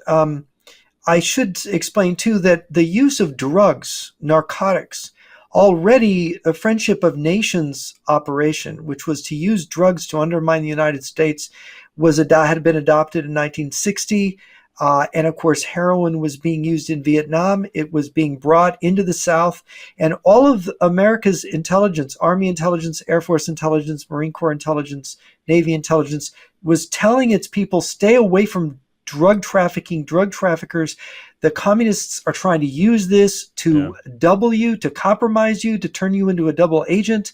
And of course, many did. and there's allegations about quite a few people who were in the CIA and other agencies. Later, a lot of people were kicked out of the CIA because of this, because they were seen to have been involved in the drug trafficking, which meant that they were probably turned to being communist agents. So there was because the communists are so insidious, their tactics are so darn good. But it's funny, at the military part of it, they weren't all that good. And we should get into the Tet Offensive next, because here they had built up these giant, 15 to 20 regiments of troops, Viet Cong troops in these enclaves in the South, hiding with tunnels and special secret bases and so on, the secret rebel base, right, from Star Wars. And the Americans were, developing actually these tactics, which were vertical envelopment. That is, coming in with helicopters and landing on top of them and using massive firepower from gunships and bombers and just wiping them out. Very beautiful new forms of warfare in terms of defeating this kind of warfare. So the communists kind of met their match on the battlefield. And these first encounters with the Americans, we were just wiping them. But they were, this buildup, they were very carefully, 1965, 66, 67, they were trying to avoid a major battle. The communist armies would retreat and hide in the jungles and avoid battle. And then in early 1968, and that's a presidential election year, by the way, 1968, they launched this thing called the Tet Offensive. And of course, it's this holiday for the Vietnamese that's kind of like New Year's and Christmas and Thanksgiving, and everything rolled into one. And of course, people thought, oh, they wouldn't attack then because it's this special holiday for Vietnam. And yet this was exactly when they were going to launch their big attack. They had, dozens of divisions staged at bases outside Vietnam and Cambodia and Laos, ready to flood into the flanks. They had the Viet Cong primed, and the Viet Cong were the fattest and most heavily armed that they ever were. I mean, it was you look at the order of battle and you go, how can the Army of the Republic of Vietnam and the Americans survive an attack like this? It was huge. It's over 300,000 troops. It's a surprise attack on a holiday. It's using flanking. They can surround all these places right away. But American firepower and the Army of the Republic of Vietnam, which did most of the fighting, did a great job. And it was a slaughter of the Vietnamese, of the North Vietnamese Army and the Viet Cong. The Viet Cong never recovered from the horrific losses they took. But in the American media, Walter Cronkite, all these other people, they depicted it as our defeat because we've been in Vietnam now, since 1962 technically, and we hadn't won yet. And look at this, the biggest offensive of all has come, when the American commander in Vietnam had said, General Westmoreland had said, we can see the light at the end of the tunnel. And I remember as a kid, I saw them satirizing General Westmoreland with the light at the end of the tunnel as the headlamp of an oncoming train. Right. So it's like, no, it's not over. We can't do this. It's so huge because the fighting, it was the bloodiest. I mean, the 1st and 2nd Marine Divisions suffered something like 30-40% casualties. Wow. In the year 1968, I think it was actually higher for the 1st Marine Division. I mean, it was bloody, more 58,000 Americans died and tens of thousands more wounded in the war altogether. But that was the bloody year. And of course, when you win big victories, you suffer lots of casualties. American airborne troops took heavy casualties, but we won this tremendous battle. And the communists had to go and lick their wounds. They weren't able to mount an offensive again until 1972, 4 years later. But it was a weak, shadow of the Tet Offensive, and there were no American ground troops fighting in 1972. We just used our air power. But the Army of the Republic of Vietnam defeated them handily in 1972, as long as we supplied them and we provided some air support. And so the Vietnam War, I mean, effectively Nixon, and see what Nixon did is he called it Vietnamization of the war. That is, give the war back to the Vietnamese. So they're fighting it. So Americans aren't dying. we can provide the material assistance that originally was conceived with Material Assistance Command Vietnam and the air support when needed. And that worked perfectly fine. The Vietnamese, South Vietnam was a secure country. And of course, in 1971, there was, to destroy these bases, to destroy the Ho Chi Minh Trail and the bases, Nixon invaded Cambodia and Laos. But of course, it was done secretly with the agreement of the Cambodian government, because Cambodia had already been invaded by communist armies. We weren't invading it. It isn't. But but Nixon was accused of invading Cambodia and widening the war. This was the second time in a row that the West had put this line in the sand and just very much sent that statement. We talked about the Korean War and then, of course, Vietnam. So the communists probably expected this to be a done deal. They will roll through. They will march through these countries and declare victory and grandstand and send that signal worldwide that so-called liberation movements could be successful everywhere. So this is like the Star Wars moment or the Star Wars romanticism that, no matter where you are in the world, you can have that liberation if you collaborate with Moscow.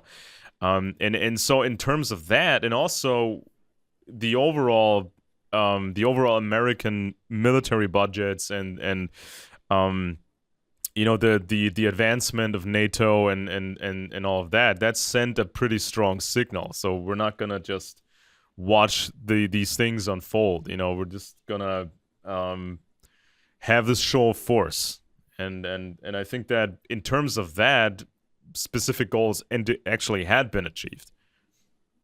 Yeah. The Vietnam War was this watershed when people realized, Nixon had handled it right, but so then you had to go after Nixon, which is where Watergate comes along. And of course, the left had never forgiven Nixon for being an anti-communist, for basically standing up for Whittaker Chambers when he was a congressman, and Whittaker Chambers was testifying against Alger Hiss. And everybody was ready to throw Chambers under the bus and say, oh, Hiss can't be a communist. We can't have a communist at this level in the State Department. After all, he was at the founding of the United Nations, he was the founding acting General Secretary of the United Nations. He can't be a communist spy. But he was. He was a communist spy. And Nixon had the courage. That's why Nixon became vice president under Eisenhower, the courage he showed standing up for Whittaker Chambers. That's ultimately why Nixon became president, because of his reputation as an anti-communist. Yeah. And so the left was never going to forgive Richard Nixon for that. Even though Nixon had considerably mellowed and softened, he was still determined to defend Vietnam and Cambodia. And of course, Cambodia was drawn into the conflict because the North Vietnamese armies were moving through Cambodia to flank Vietnam, and the Cambodian government, because it was a scandal, was keeping it a secret. Cambodian people were not told by their government, North Vietnamese divisions are moving through our territory in the jungles there on the east side of our country to invade Vietnam. They didn't want to antagonize the North Vietnamese because they might turn and invade Cambodia, right? And Cambodia wasn't ready. So the United States ended up supporting both Cambodia and Vietnam as the war widened. But this was depicted as Nixon's widening of the war, not that the communists had widened it already. Yeah, and how about these student protests at the time? Vietnam, and then of course the Nixon Watergate scandal. This is what we see, of course, today with the Hamas the crazy protests. I saw the footage at Humboldt State University, where I used to live just around the corner from there. And I saw the violence against the policemen trying to get them out of some kind of office they'd occupied. And oh my gosh, the rage. And it's the same during Vietnam. I remember I was 10 years old in 1968, and I was sort of a baffled 10-year-old looking at these older teenagers at their behavior, because a lot of us, America was very different. You get before 1965, it's a very America. You can't imagine how patriotic. The feeling of unity. We defeated the Nazis in World War II. it just had this feeling of this invincible, beautiful country. And then this, oh, America's ugly, the ugly American. There's all these, we're on the wrong side. We're imperialists. Now All we're of the this bad stuff, guys. we're the bad guys, right? And this suddenly is emerging with this younger generation.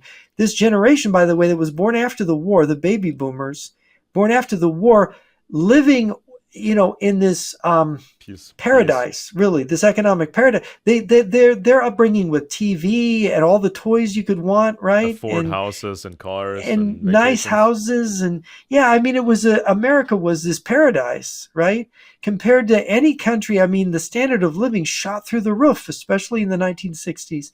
You have the series Happy Days in America in the 1970s Mm, depicting life in the 1950s. It was this idyllic moment, and then all of a sudden this Vietnam War, and everything's bad in America. Everything is wrong. America's horrible. It's not just anti-McCarthyism. And you've got Louis Boudin's wrote a book in 1965 saying, oh, the communists are poised for victory because Hoover, nobody's listening to J. Edgar Hoover anymore. Nobody's listening to anti-communism yeah. anymore. They have got you by the short hairs and you don't even know it. And of course, it was true. We weren't solid anymore. I recently read that book from this was Wiener's book about the FBI. He also wrote that book about the CIA. But in this FBI book, he describes a situation when these left-wing terrorist circles in America, they suddenly disappeared from the radar of the FBI. So they quickly had adapted, new spycraft. So we can probably guess where they got that new level of spycraft. Most likely from the Soviets, and so this is when the FBI had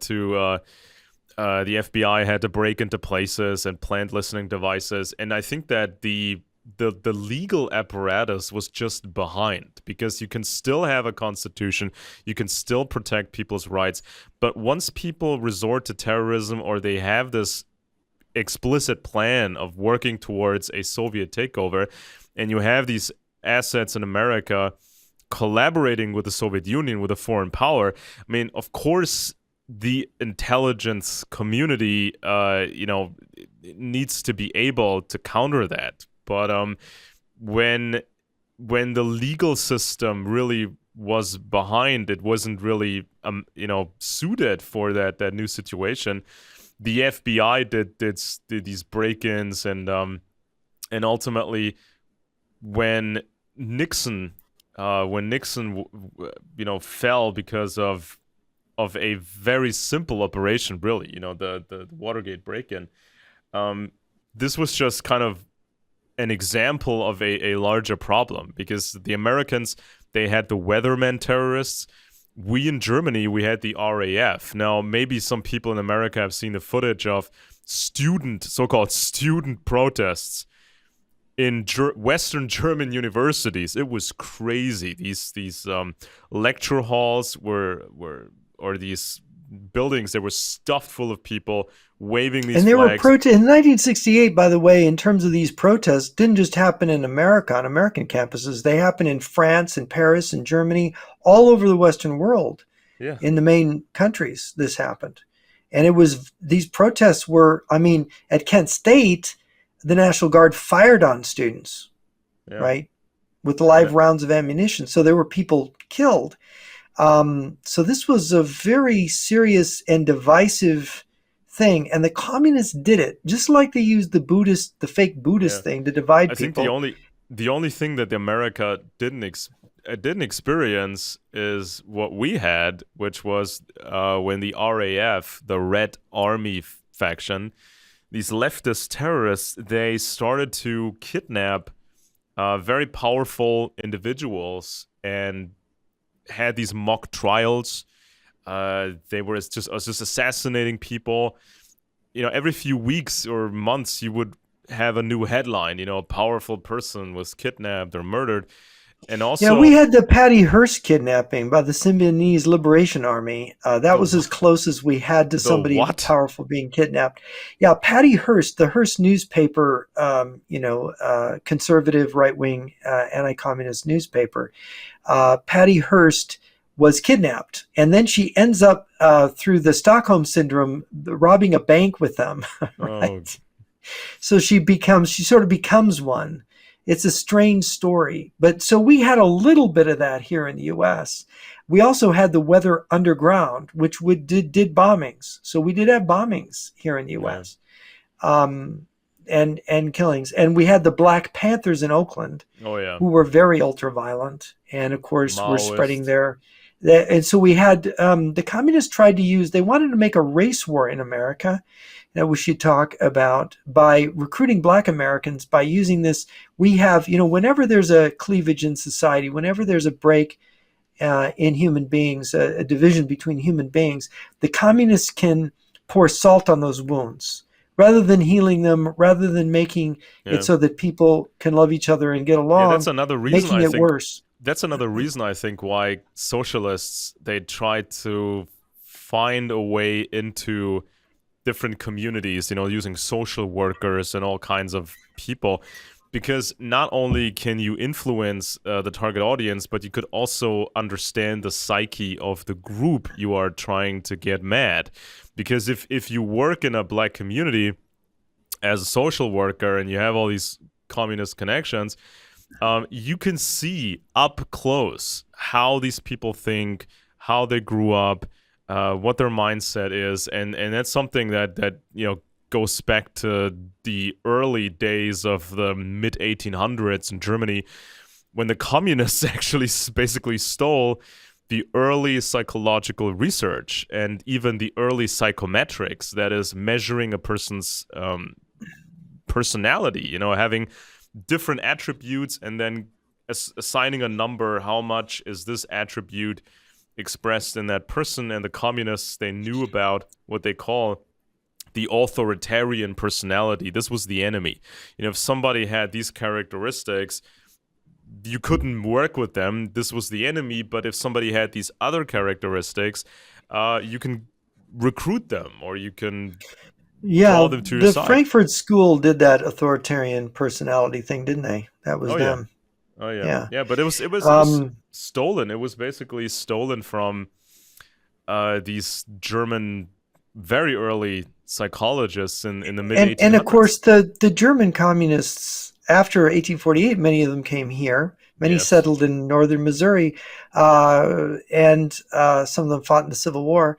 But you had again in World War II, like the Frankfurt School, coming to the United States, getting into U.S. academia, so that you have these professors like Horkheimer, and others that are of this, spreading these ideas on our campuses, to where we've made they've got all these mini me's now, Yeah. and it's more virulent, it's more intolerant, Yeah. And it's not, yeah, it's not liberal at all, it's communist, I think basically yeah, totalitarian. I think that quite a bit of anti-communist media in America and overall structures, I think a lot of it was too simplistic, because when I look at certain groups, especially the ones that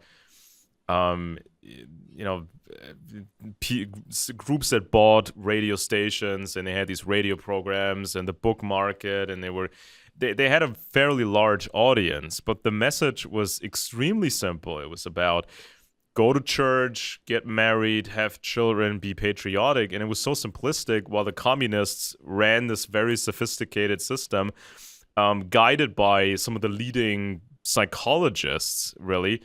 And so by understanding that psychology, I think that's what made communist socialist propaganda so successful. Nowadays, you see Tucker Carlson talking about the UFO stuff, and he likes people who are fascinated by the UFO stuff, and he's open to flat Earth, ideas, and he's open to everything that is believed by people who are unhappy and frustrated. And it's just like, we understand. I mean, if you analyze it, why some people are psychological reasons why some people are interested in UFOs and aliens and flat Earth and traditional conspiracy media, we can really deconstruct it and see where this comes from. And Yeah. that's why I think that's what made the communists so successful, because a lot of the anti-communist media, it was just too simple, probably. Well, that's a good point. Look, when I was in graduate school, political science is a long tradition, and I have readers that will say to me, "Well, they're political science, social science. That's not science. That's just baloney." Not really true. If you've actually been there and done that, and you've studied philosophy of science, it's not true. You've got people like Max Weber. You've got people like Gustav Le Bon, who was a scientist in the physical sciences, who also went into social science. There is science, and and there is philosophy. There is advanced knowledge and techniques, and by being anti-intellectual and by abandoning advanced concepts and techniques, the right is basically giving up its weapons to the left, so that the universities are under control of them. All the advanced methods of subversion and construction of institutions or misconstruction, all the information warfare tools are in their hands. And now who's being manipulated by who? These simple people are now the victims on the right of a very sophisticated communist propaganda that's masquerading as conservative patriotism. Oh, yeah. And it's astonishing. This is the thing, when scientists did these experiments with animals, they were using chickens and other, primitive animals, and they were trying to find out what they actually were triggered by, what made an animal... Behaviorism. Pavlov's dogs. Especially what makes an animal... Pavlov worked with Soviet intelligence. Yeah, so what makes an animal consider another creature an enemy or a friend? So they could introduce another friendly animal, but they would play a certain sound, or they would introduce a certain smell, and then your test animal would consider the other animal an enemy, even though there was no threat. Same thing, you could fool an animal into believing another animal was peaceful by introducing certain sounds and smells. And so if you by the way, they also found out that if you confuse the animal's instincts by giving mixed signals, you get the animal used to the sound of the bell causing salivation, and you get the animal's expectations, and then you start confusing the signals. So the animal is confused and doesn't know what anything means anymore. Yeah. The animal literally goes nuts and becomes hostile and alienated. Yeah. And I should just point this out, that the key insight that Eric Voegelin, the German-American philosopher, he pointed out that the origin of totalitarian ideology and the raw material of totalitarianism is from alienated people. That is, people who are literally made crazy by not being able to correctly interpret their environment or understand their reality. Yeah, and so by having this oversimplified anti-communism for a long time during the Cold War and after the Cold War, if you have these very, very baseline ideas and not give any deeper insight and not teach people how to develop insight into themselves and others, if it's kept so simple, that made it then possible, especially after 1991, it made it possible for the Russians to camouflage themselves as conservative, because people are just looking for the outward signals. They have a Christian church in Russia. It's a state-run, large Christian church in Russia, so they must be the good guys. Or they talk about their 1,000-year empire, so that sounds conservative. And so people, they judge who's an enemy and who is, friendly. They judge it by these outward signals that are being sent. And this is not how you should do anti-communism. It's condescending. In fact, it's condescending to the audience. It seems like you're considering the audience to be stupid, so you don't want to confuse them with too complicated things. Right. So you keep it nice and simple. But this is the problem actually with mass democracy. half the population is under 100 IQ. You have to bring everybody along. And the fact is people with average intelligence oftentimes have these difficulties. Plus, people have their attention divided between their work and their family life, and so they don't have the attention to do this. And when the normal structures are breaking down, so you have this kind of thing that President Diem said this to Margaret Higgins when she interviewed him. He said that the communists do battles, but sometimes it's all about what he called moral attrition. Yeah. They're always trying to morally attrition you away. It's a brilliant kind of insight about how they work. And that moral attrition is meant to alienate you and make you vulnerable and make you crazy so you'll believe the next lie because you become so frustrated. I mean, now it's understandable. All these people on the right, because there's so many lies that are being told to us. So many of the things that we've believed, like the fall of the Soviet Union or what happened in Vietnam, right? Or the story about Senator Joseph McCarthy being bad when all those things they accuse him of were done to him. So all of these lies, you stack up all these decades of lies that people actually, they believe those lies. They go, oh yeah, McCarthy was bad. You know, we can't have McCarthyism. Oh yeah, Vietnam was wrong. I had a Catholic priest tell me, oh, Vietnam War was nothing about communism. Vietnam War was there were these tribal groups and communism was just used as a tag. You know, it was a tribal conflict. You know, so they have all these things they've been told that are not true that they end up believing, and then you stack them. You stack all these lies, and then pretty soon you're so disoriented that you can have a guy like Tucker Carlson who can't, you know, literally, how are you go back to school and relearn all of your history, that all of this was untrue, and try to piece it together? He cannot now identify his friend from his enemy. What is a creature that can't tell friend from foe? That is a sad creature, and that is a creature that is completely defenseless. Yeah, I saw that. I saw that a couple of days ago that Alex Jones, you know, famous conspiracy influencer, he bought, or his wife bought, a bunch of acres of land almost at the border to Mexico.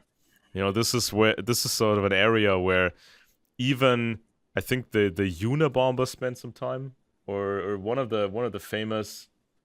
I thought the Unabomber was in Montana, hiding out in a shack in Montana. It was one of these infamous guys that lived there for a while. It's sort of a community. It's sort of a community that's almost at the border to Mexico. Mm-hmm. And I heard Jones talk a lot about, you know, how bad it is in the border region because of all the illegal immigration and the militant drug cartels and so on. So why would they buy this large property right next to the border, you know, to Mexico? I mean, it's like to flee on a moment's notice to get away. One thing that came to my mind is just escape if things get too hot, and the other thing is something that I remembered from, I think it was the Heinz Felfe case. He was a high-ranking member of West German foreign intelligence. Yeah. And he turned out to be one of the worst traitors and worst moles ever. And of course, he was paid many, many times incrementally by the Soviets. And he used that money, and I think he bought a piece of property that was almost at the border to Austria. So it would be a convenient cover for him to spend some time, you know, some free time at his, you know, at this other property. But then he could take the train and be in Austria very, very quickly to meet his handlers, right? Or he could just take a little hike over the border, right? Yeah, one of the local trains. If he had to escape, slow moving trains. You know, nobody thinks, you know, you look out of place, and you just go over the border, and meet your handlers. So we've had these cases, and of course that makes me speculate about Alex Jones because I mean, he's been so prolific when it comes to, you know, looking at history and distorting a piece of history. Oh to yeah. make it part of that overall narrative that America is an occupied country, America needs to be liberated with foreign help, um, and this would be fighting communism, or because communism goes back to according to him, to this Rothschild conspiracy, this age old conspiracy Yeah. idea. Well, misidentifying the enemy is one of the key things in their strategy, in their psychological warfare strategy. You have to get people, if it's true, this is going back to Carl Schmitt in his book. Carl Schmitt made the proposition that the most important fundamental distinction in politics is the friend-enemy distinction. It is the political distinction. Yes. That if you don't have friends and enemies, you don't even have politics, right? Different degrees of enmity and disagreement. So the friend-enemy distinction is the key one. And so, and Chairman Mao, after he read Schmitt's book in 1927, he wrote an essay, a very famous essay, in which Mao said, the most important thing in politics is know who your friends are and know who your enemies are. Yeah. And of course, that's exactly true. This is profound. Coming from a communist, it's true. Know who your friends and your enemies are. And of course, what would then be a key strategy if you want to win? Make sure your enemy doesn't know who his enemies and friends are. Mm-hmm. Make him completely disoriented and confused. Yeah, I mean, you mentioned the Frankfurt School. Okay, so these high-level social scientists, psychologists, started in Germany, went to the United States. Some of them came back and, had a great role in making people more communist in Western Europe. Now, the Frankfurt School obviously is painted by these truthers as part of the Illuminati Jewish conspiracy, right? So this is anything significant is painted that way, of course. But first of all, it's applied psychology, and second, if you look at these individuals, Adorno, Marcuse, and all these others, if you look at their writings, they show their hatred for the Enlightenment. So it's classic communist thinking. They say that the Enlightenment, or just the very idea of the Enlightenment was stupid, because you have capitalism and you have authorities and elites and basically hierarchies. Everything needs hierarchies. But then he compares it to socialism and says that socialism is the real thing, and this is kind of the real order of what it should be. So you have all this very clear in that language, but it's painted as an American sort of Illuminati Jewish conspiracy. And nowadays, of course, these truthers say the Russians will help us to end wokeness, because this is now, of course, a major issue in politics. The general wokeness, the craziness among the younger generations, and this being the result of the Frankfurt School, the truthers say, well, this wokeness and the Frankfurt School is Illuminati Jewish, they think. So we need the Russians, who they think are Christian and conservative. They need to help. We need their help to destroy the wokeness. But they don't even understand where this comes from. They haven't really looked at this thing. They don't know that this started in Russia and it started with the communists. And they don't know that. And of course, the problem that we have then in constructing everything is you have a civilization, you have an order. It's not perfect, right? Nothing's perfect. We're trying. We've got a pretty good thing going here. It's better than a lot of periods in history. People live better. They have more opportunities. There's more knowledge. You could go, books are cheap. You can learn anything you want. You can train to be anything you want. There's amazing healthcare. I mean, the biggest growing demographic in America is people over 80, because people are living so much longer. So this is an amazing time to be alive, and it's capitalism. It's capitalism and freedom, mostly freedom, that has allowed people to flourish. Because if you give people freedom, they are, wow, I can do that. I can be what I want. I can, and it works. Communism is no, the state is going to tell you what you're going to be. And those evil people over there, we have to wipe them out. It's a war against civilization because it's not perfect. And here they're taking Clausewitz's war of extremes to the extreme. They're saying, because it's not perfect, we have to attack it. And because it's going to fight back, we have to use the most ruthless means possible, and that means murdering people. And therefore we need to actually murder people to get them to murder people to get more people to join us, and to split society. And the more split society is, the more we can do it because we're infiltrating them. And everybody wants the war. And it's like, well, you can have peace. We can stop the war because they're manipulating both sides, right? Because they started the war and then they're infiltrating their enemy. And so now, then you just surrender to us and you can have peace. Yeah, and now we see the same handbook applied yet again. Now it's the Ukraine war. There's also four fronts that have been prepared against Israel through Iran and, of course, the Russians. And so the same handbook is applied. You see the university protests now in America, for the Palestinian cause. Of course, the Palestinians are run by the KGB, and they have been run by the KGB for many, many, many decades. Mahmoud Abbas and Yasser Arafat. And they, of course, Mahmoud Abbas, he basically promoted within an anti-Semitic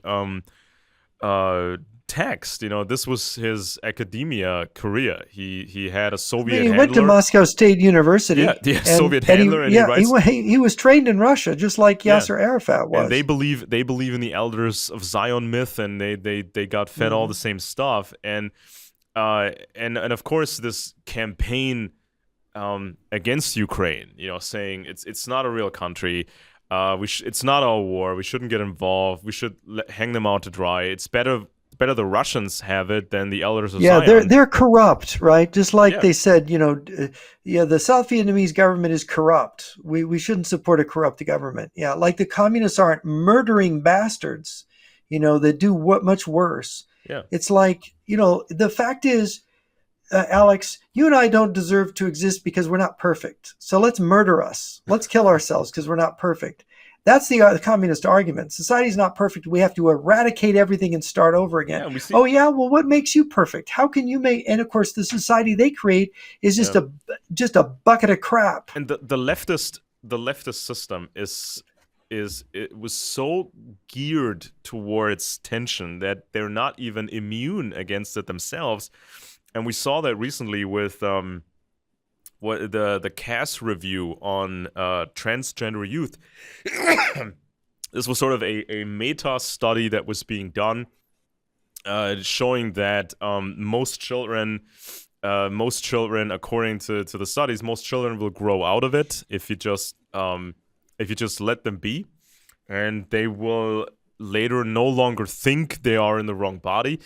And they had even identified gaps in the data. So a lot of these trans youth, they will start a transition. They will get on the puberty blockers, and they will get on some of these other hormones, and maybe even first surgery and second surgery.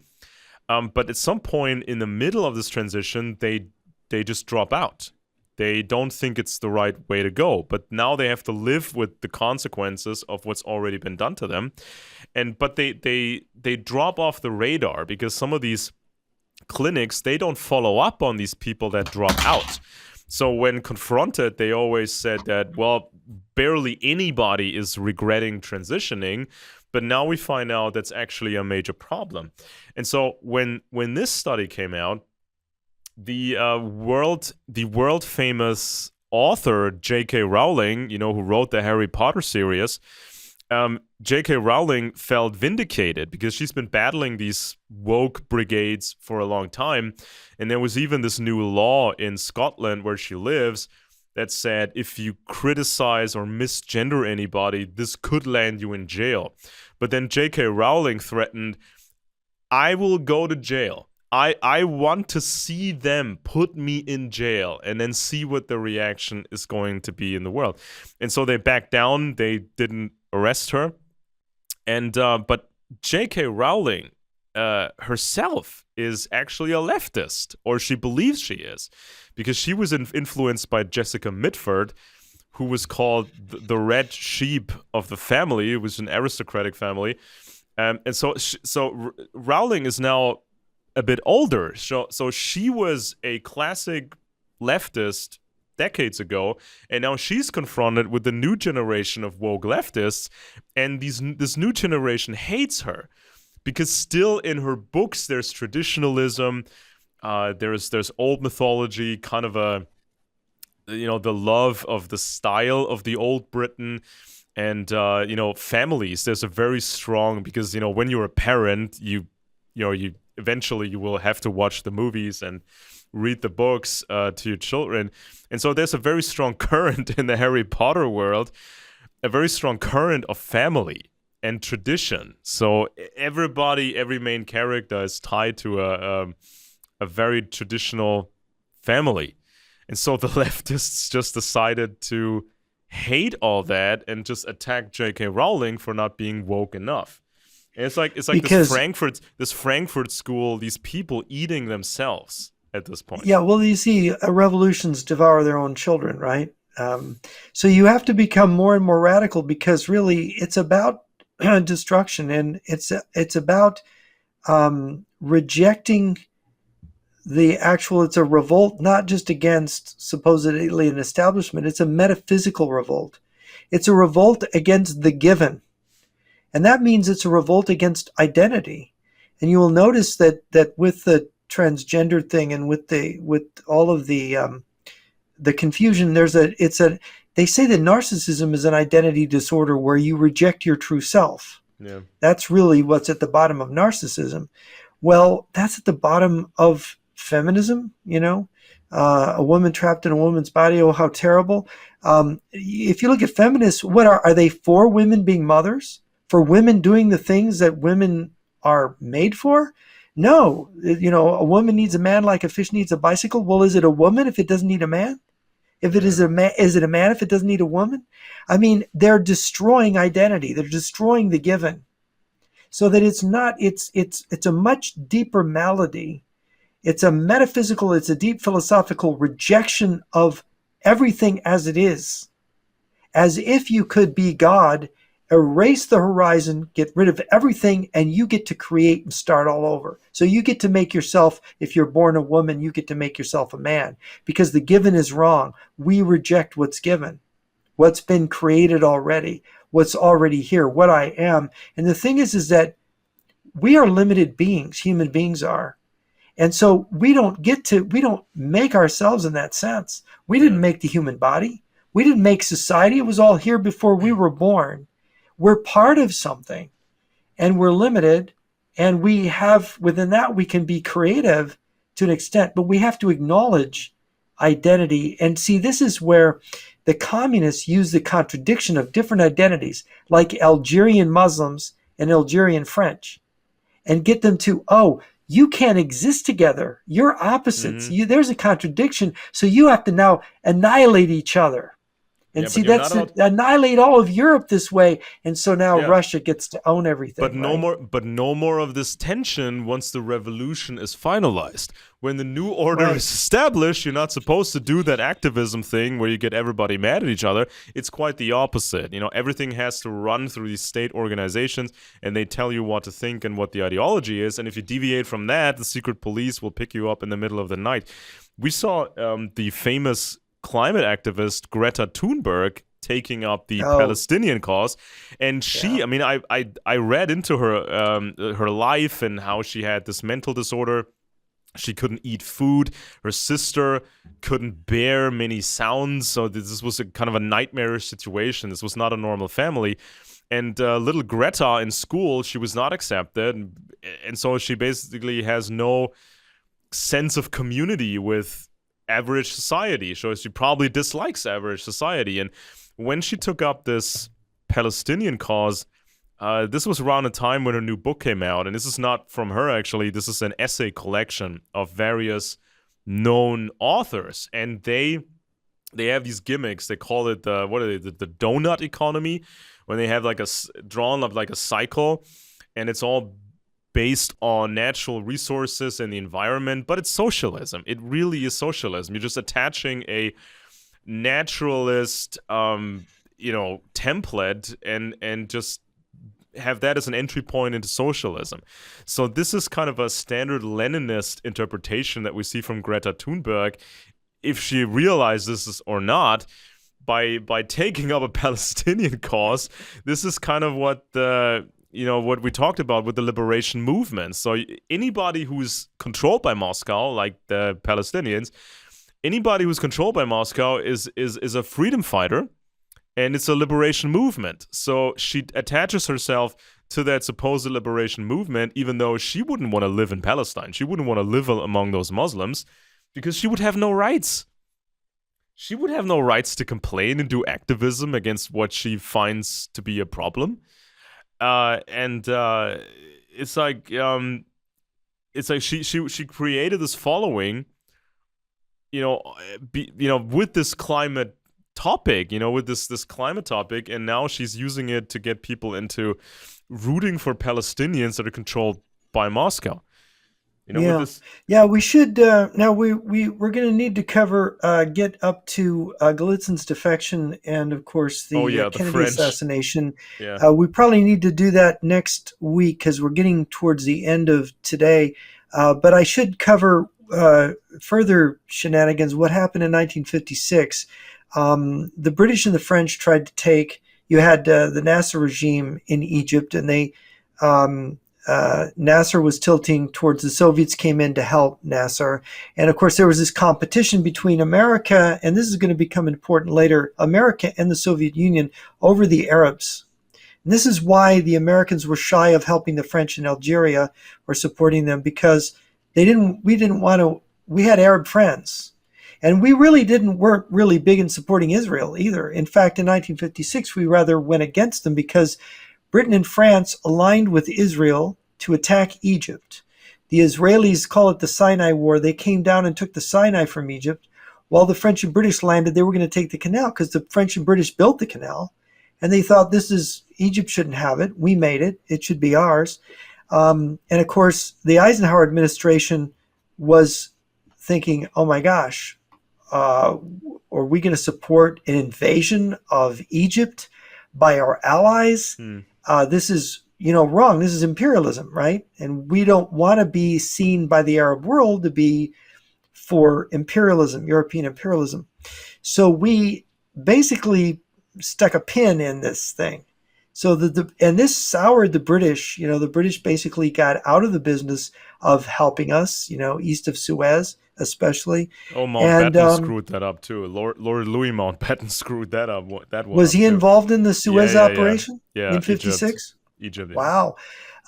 It's and of course the Israelis I talked to an Israeli paratrooper that was in that war some years ago, and he said, the Egyptians just they weren't very good at war. They weren't at that point. The society wasn't organized in a modern way, and the Israelis just basically defeated the Egyptians very quickly. And he said he remembered he saw a pile of boots that was a giant mountain of boots, because all of the captured Egyptian soldiers, they didn't like boots. They lived their life barefooted. So they took the boots off and threw them away and walked back home without the boots. It was an interesting story. But at the same time, something happened in the communist world that we need to talk about. And it's the 1956 rebellion uprising in Hungary.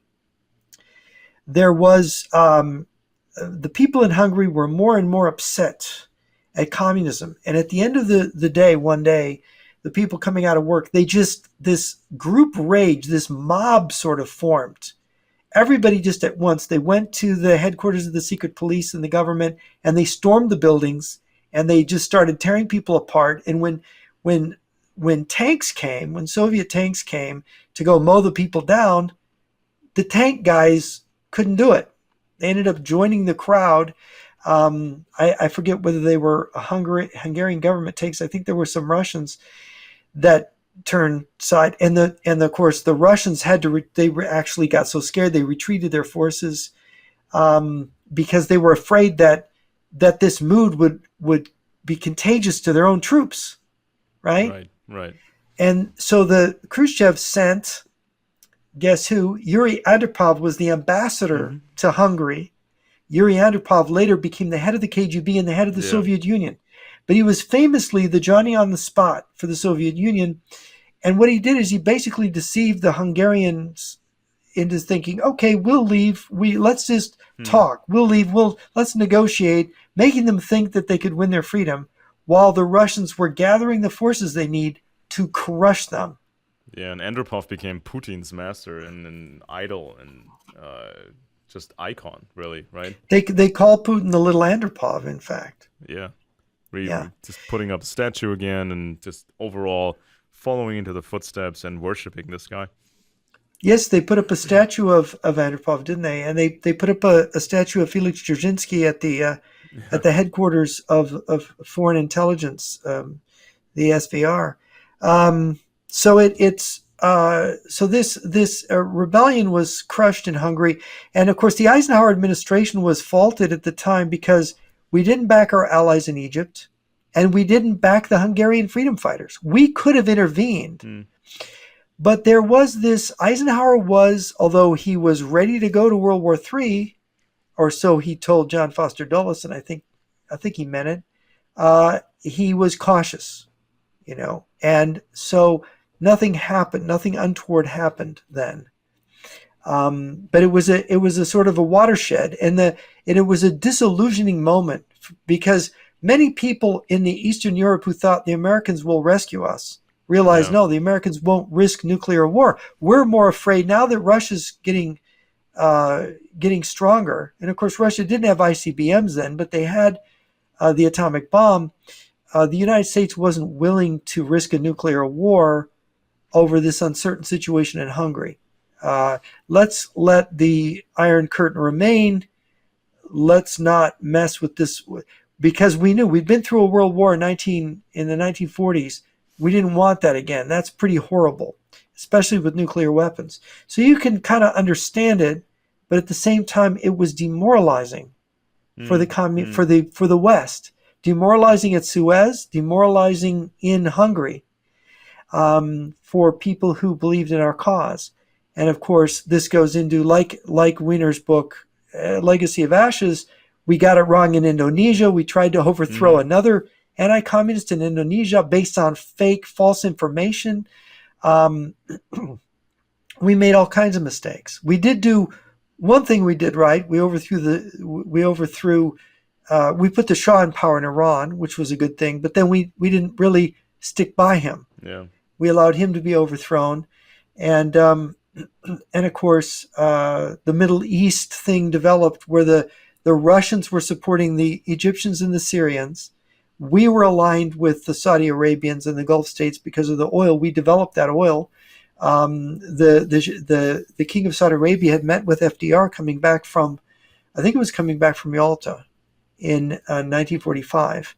And they actually met on the cruiser where FDR was sailing back on I think it was in Egypt, where he was docked then. So this alliance with Saudi Arabia is going to be very important. And right now the Saudis have gone over to the Chinese and the Russians as far as we can tell. Of course, they can change sides rather quickly because that's part of their culture. But they're looking out for number one. And we're not really defending our friends the way we should. We have this history of abandoning our allies and not treating them right. Yeah. Right. And we just saw this with this Vietnam, and we're not even finished with the Vietnam story.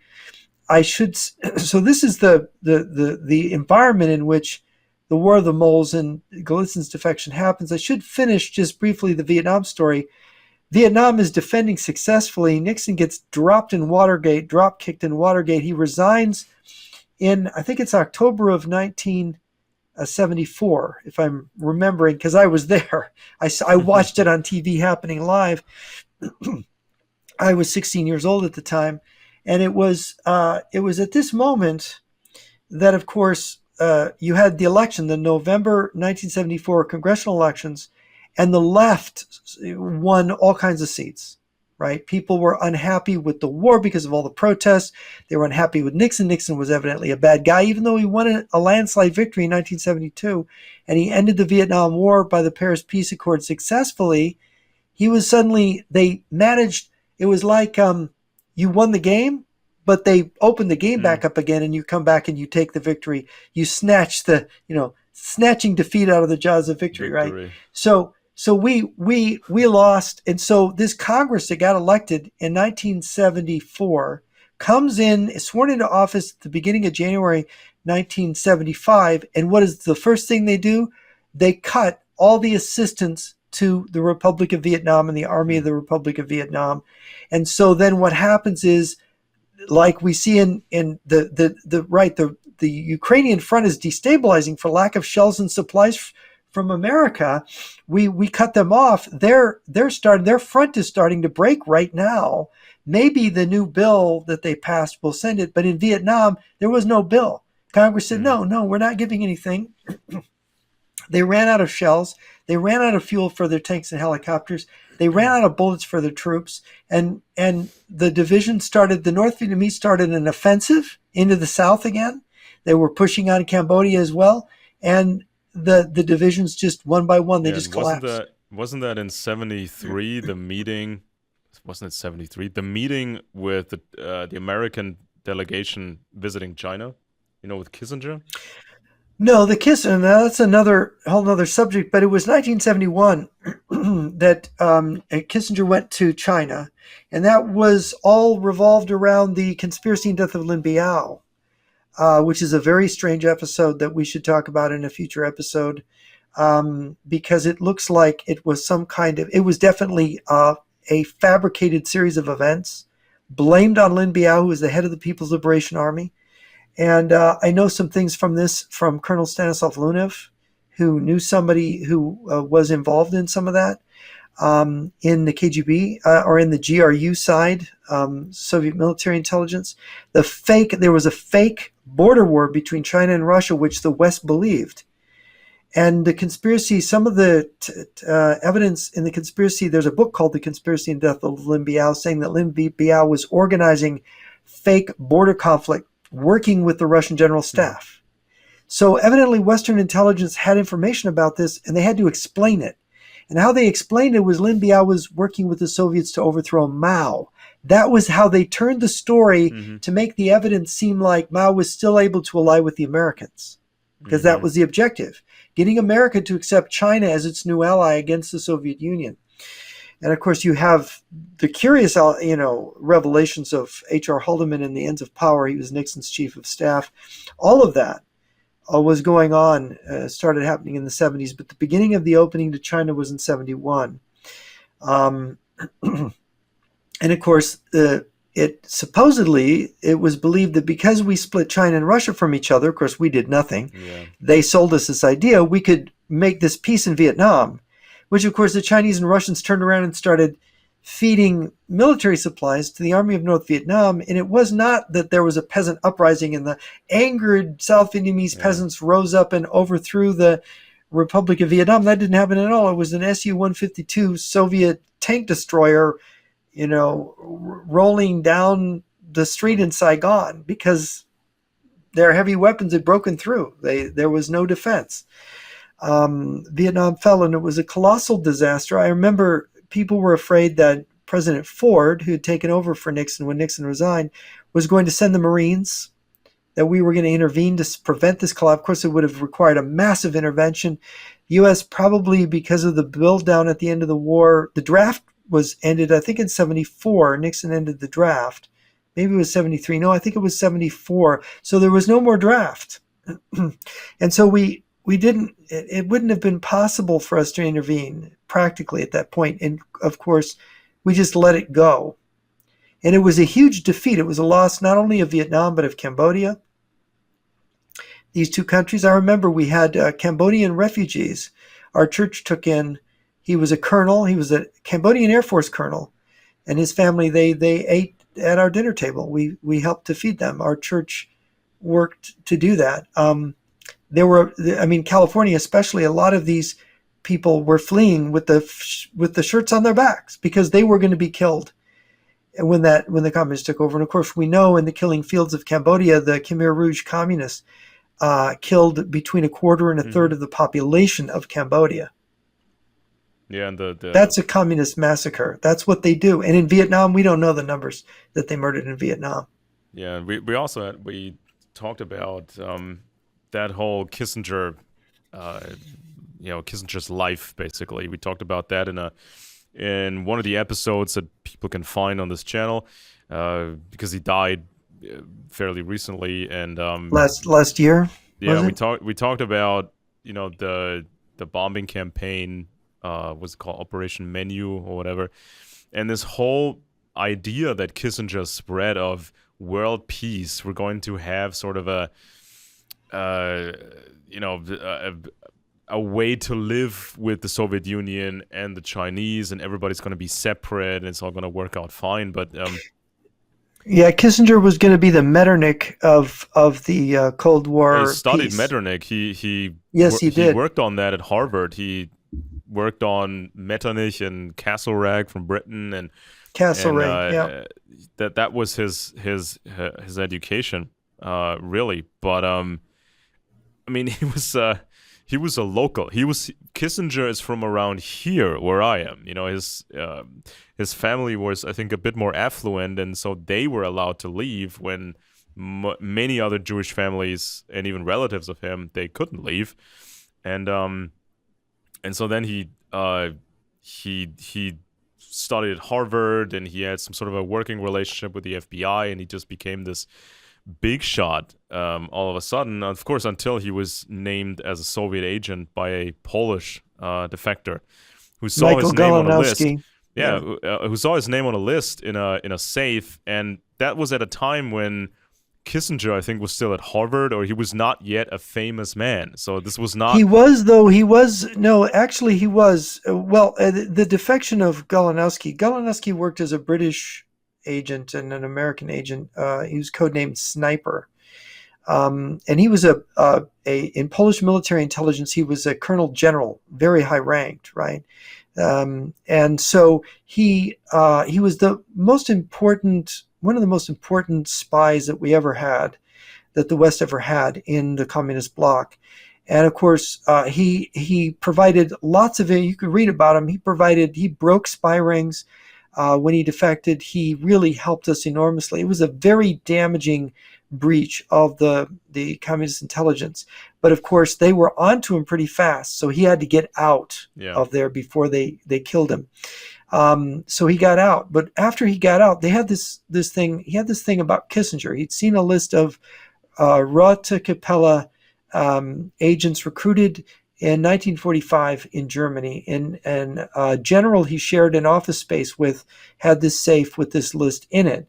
He had a heart attack. This other general had a heart attack. Golanowski got the keys to the safe and the combination, and so he memorized the list. And on the list was Sergeant Henry A. Kissinger, U.S. Army, recruited by the GRU in 1945, according to Golanowski. Now, there was a discrediting of Golanowski because he later claimed to be the son of the Tsar, the heir to the Romanovs, that had somehow survived, which was completely crazy. And the question is that, was he given a self-destruct drug? Was he poisoned with one of these mind control drugs to have this break with reality? Or was he pretending? I think Peter Wright in Spycatcher speculated that maybe Golanowski was faking insanity to keep from being assassinated, because Sir Roger Hollis, because part of his security detail was not was pulled off of him. And of course, he was living in New York at the time. I think he had gone to the United States, so that Golanowski was living here. But very strange case, because he had such good information. Yeah. And of course, this taints everything. But what's really interesting is Kissinger's reaction. and of course, there's been a couple of books. Gary Allen wrote a book on Kissinger, and of course, Frank Capel wrote Henry Kissinger's Soviet Agent.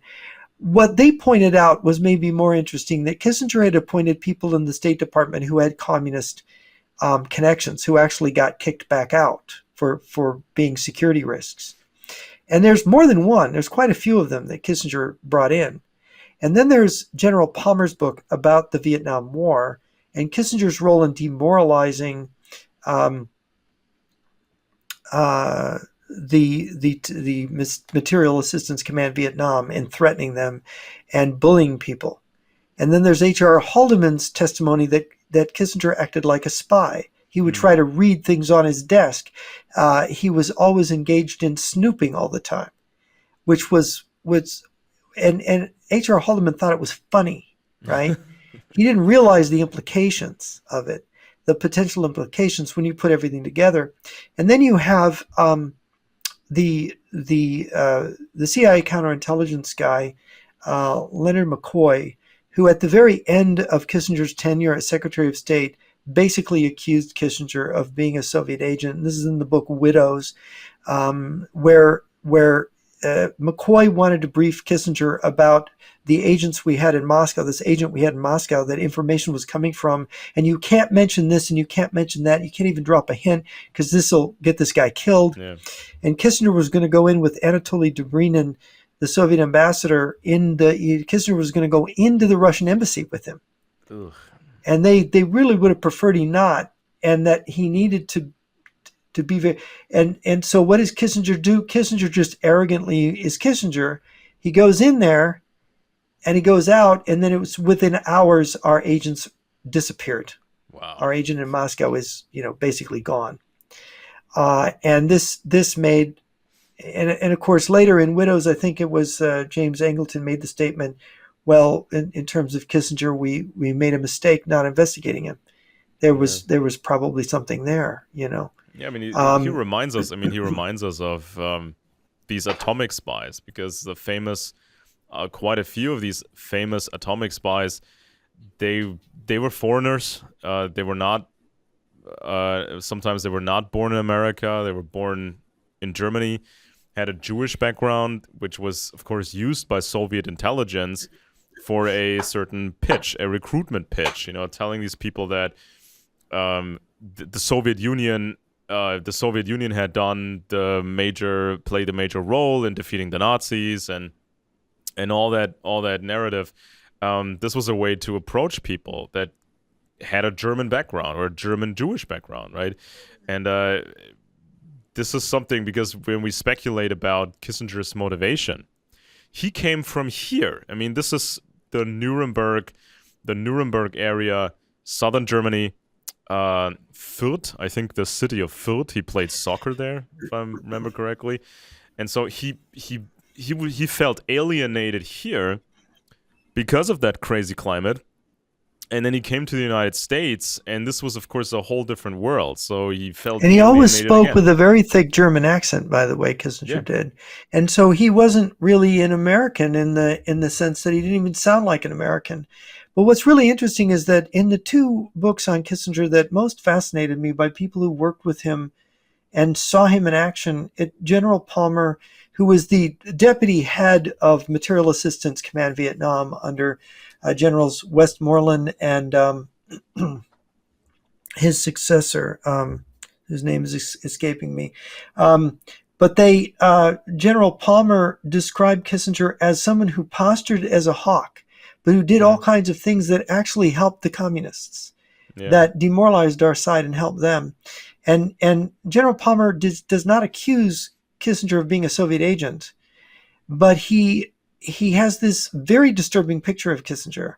And the same thing for H.R. Haldeman. There's no accusation of Kissinger being a communist agent.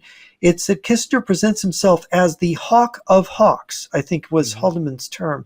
But in reality, he was going along with the liberal media. He was snitching on Nixon behind his back, saying bad things about Nixon, saying bad things about the right.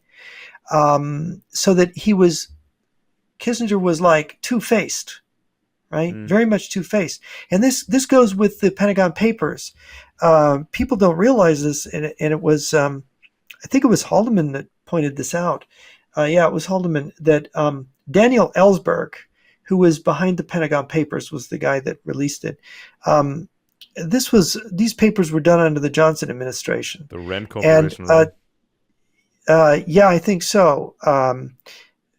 Daniel Ellsberg, they were like academic he was a protege of Kissinger. Ellsberg was a protege of Kissinger, right? And so they're like the Defense Department hires these intellectuals and says, well, write a fancy paper about why we should be in Vietnam.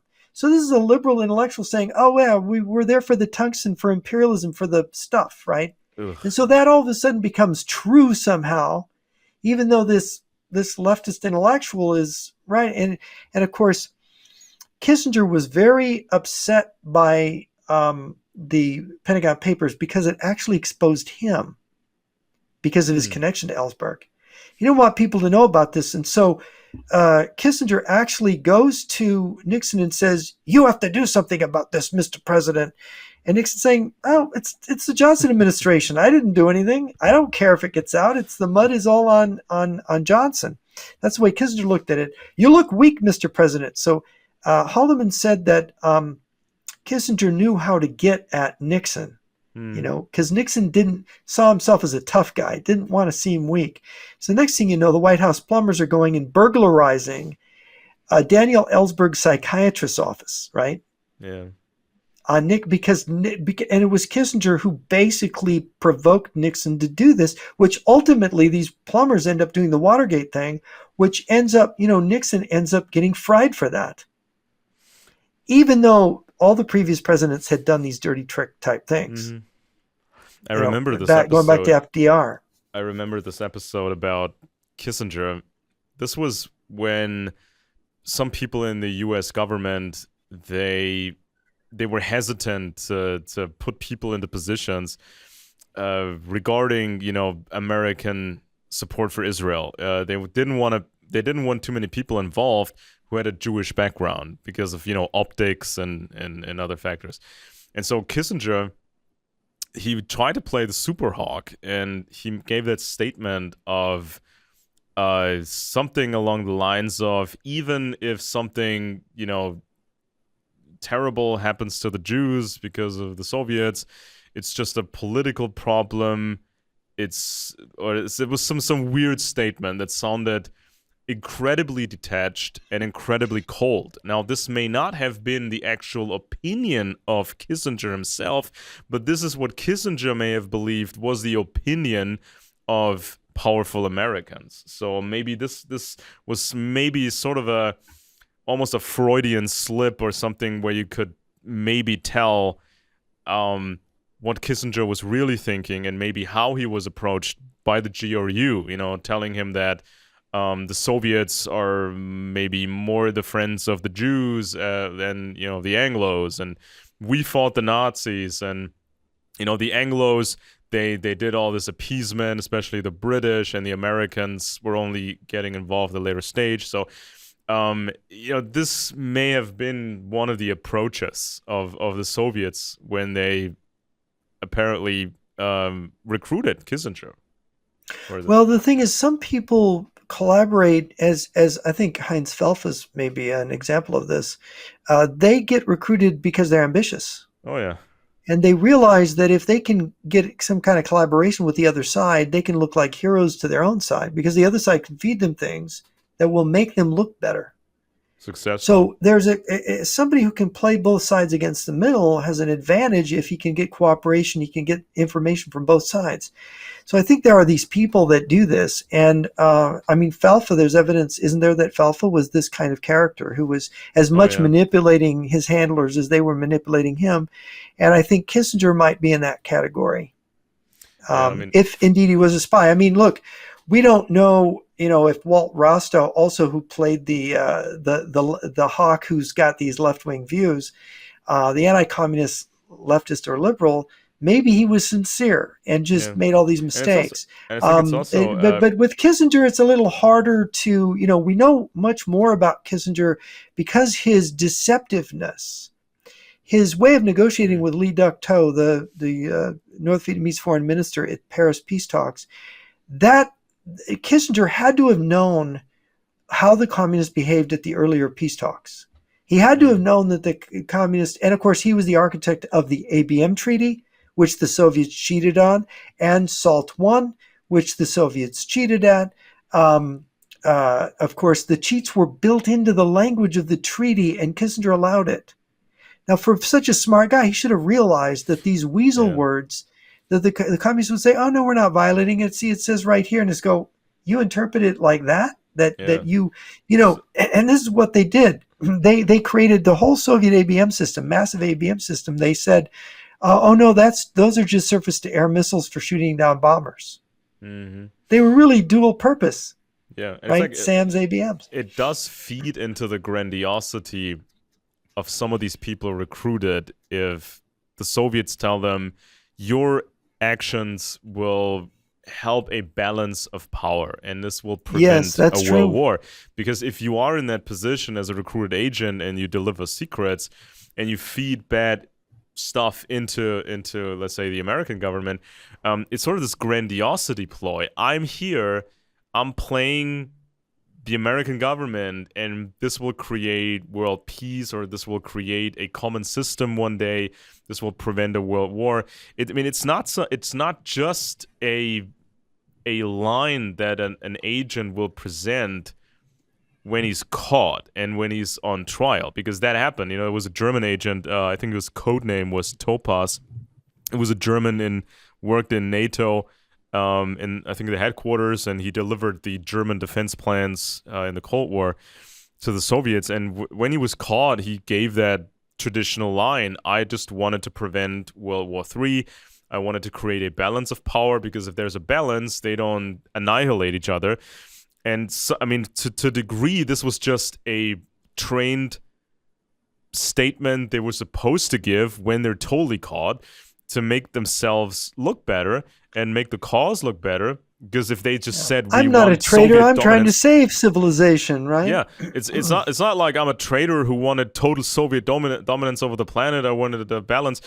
That was part of it, but I think that some of these assets that were recruited, they may not have been fully convinced of Soviet communism, but they wanted the Korea, they wanted to proceed, and they believe this grandiosity, or they like this idea of grandiosity, of shaking up world power. Grandiosity is the mark of a narcissist and a traitor. Often have that. They find that in Benedict Arnold, the famous American traitor of the American Revolution. You find grandiosity in Benedict Arnold, and it's a red flag. All right. Well, maybe we should stop here, because I think we're close to 3 hours, and we have covered a lot of very controversial, difficult material. And next week we can maybe talk about the Golitsyn defection and the Kennedy assassination, maybe all in one bundle, because there's an awful lot there, because an awful lot is determined later on about the way people think about America in this, and it's very topical right now. It doesn't end. It's become a kind of mythology. And so I want to thank our listeners for joining us on this part 2 on the Cold War, and I hope you'll join us next week. I'm Jeff Nyquist in the U.S., and my co-host has been Alex Benesch in Germany. Hope to see you next time.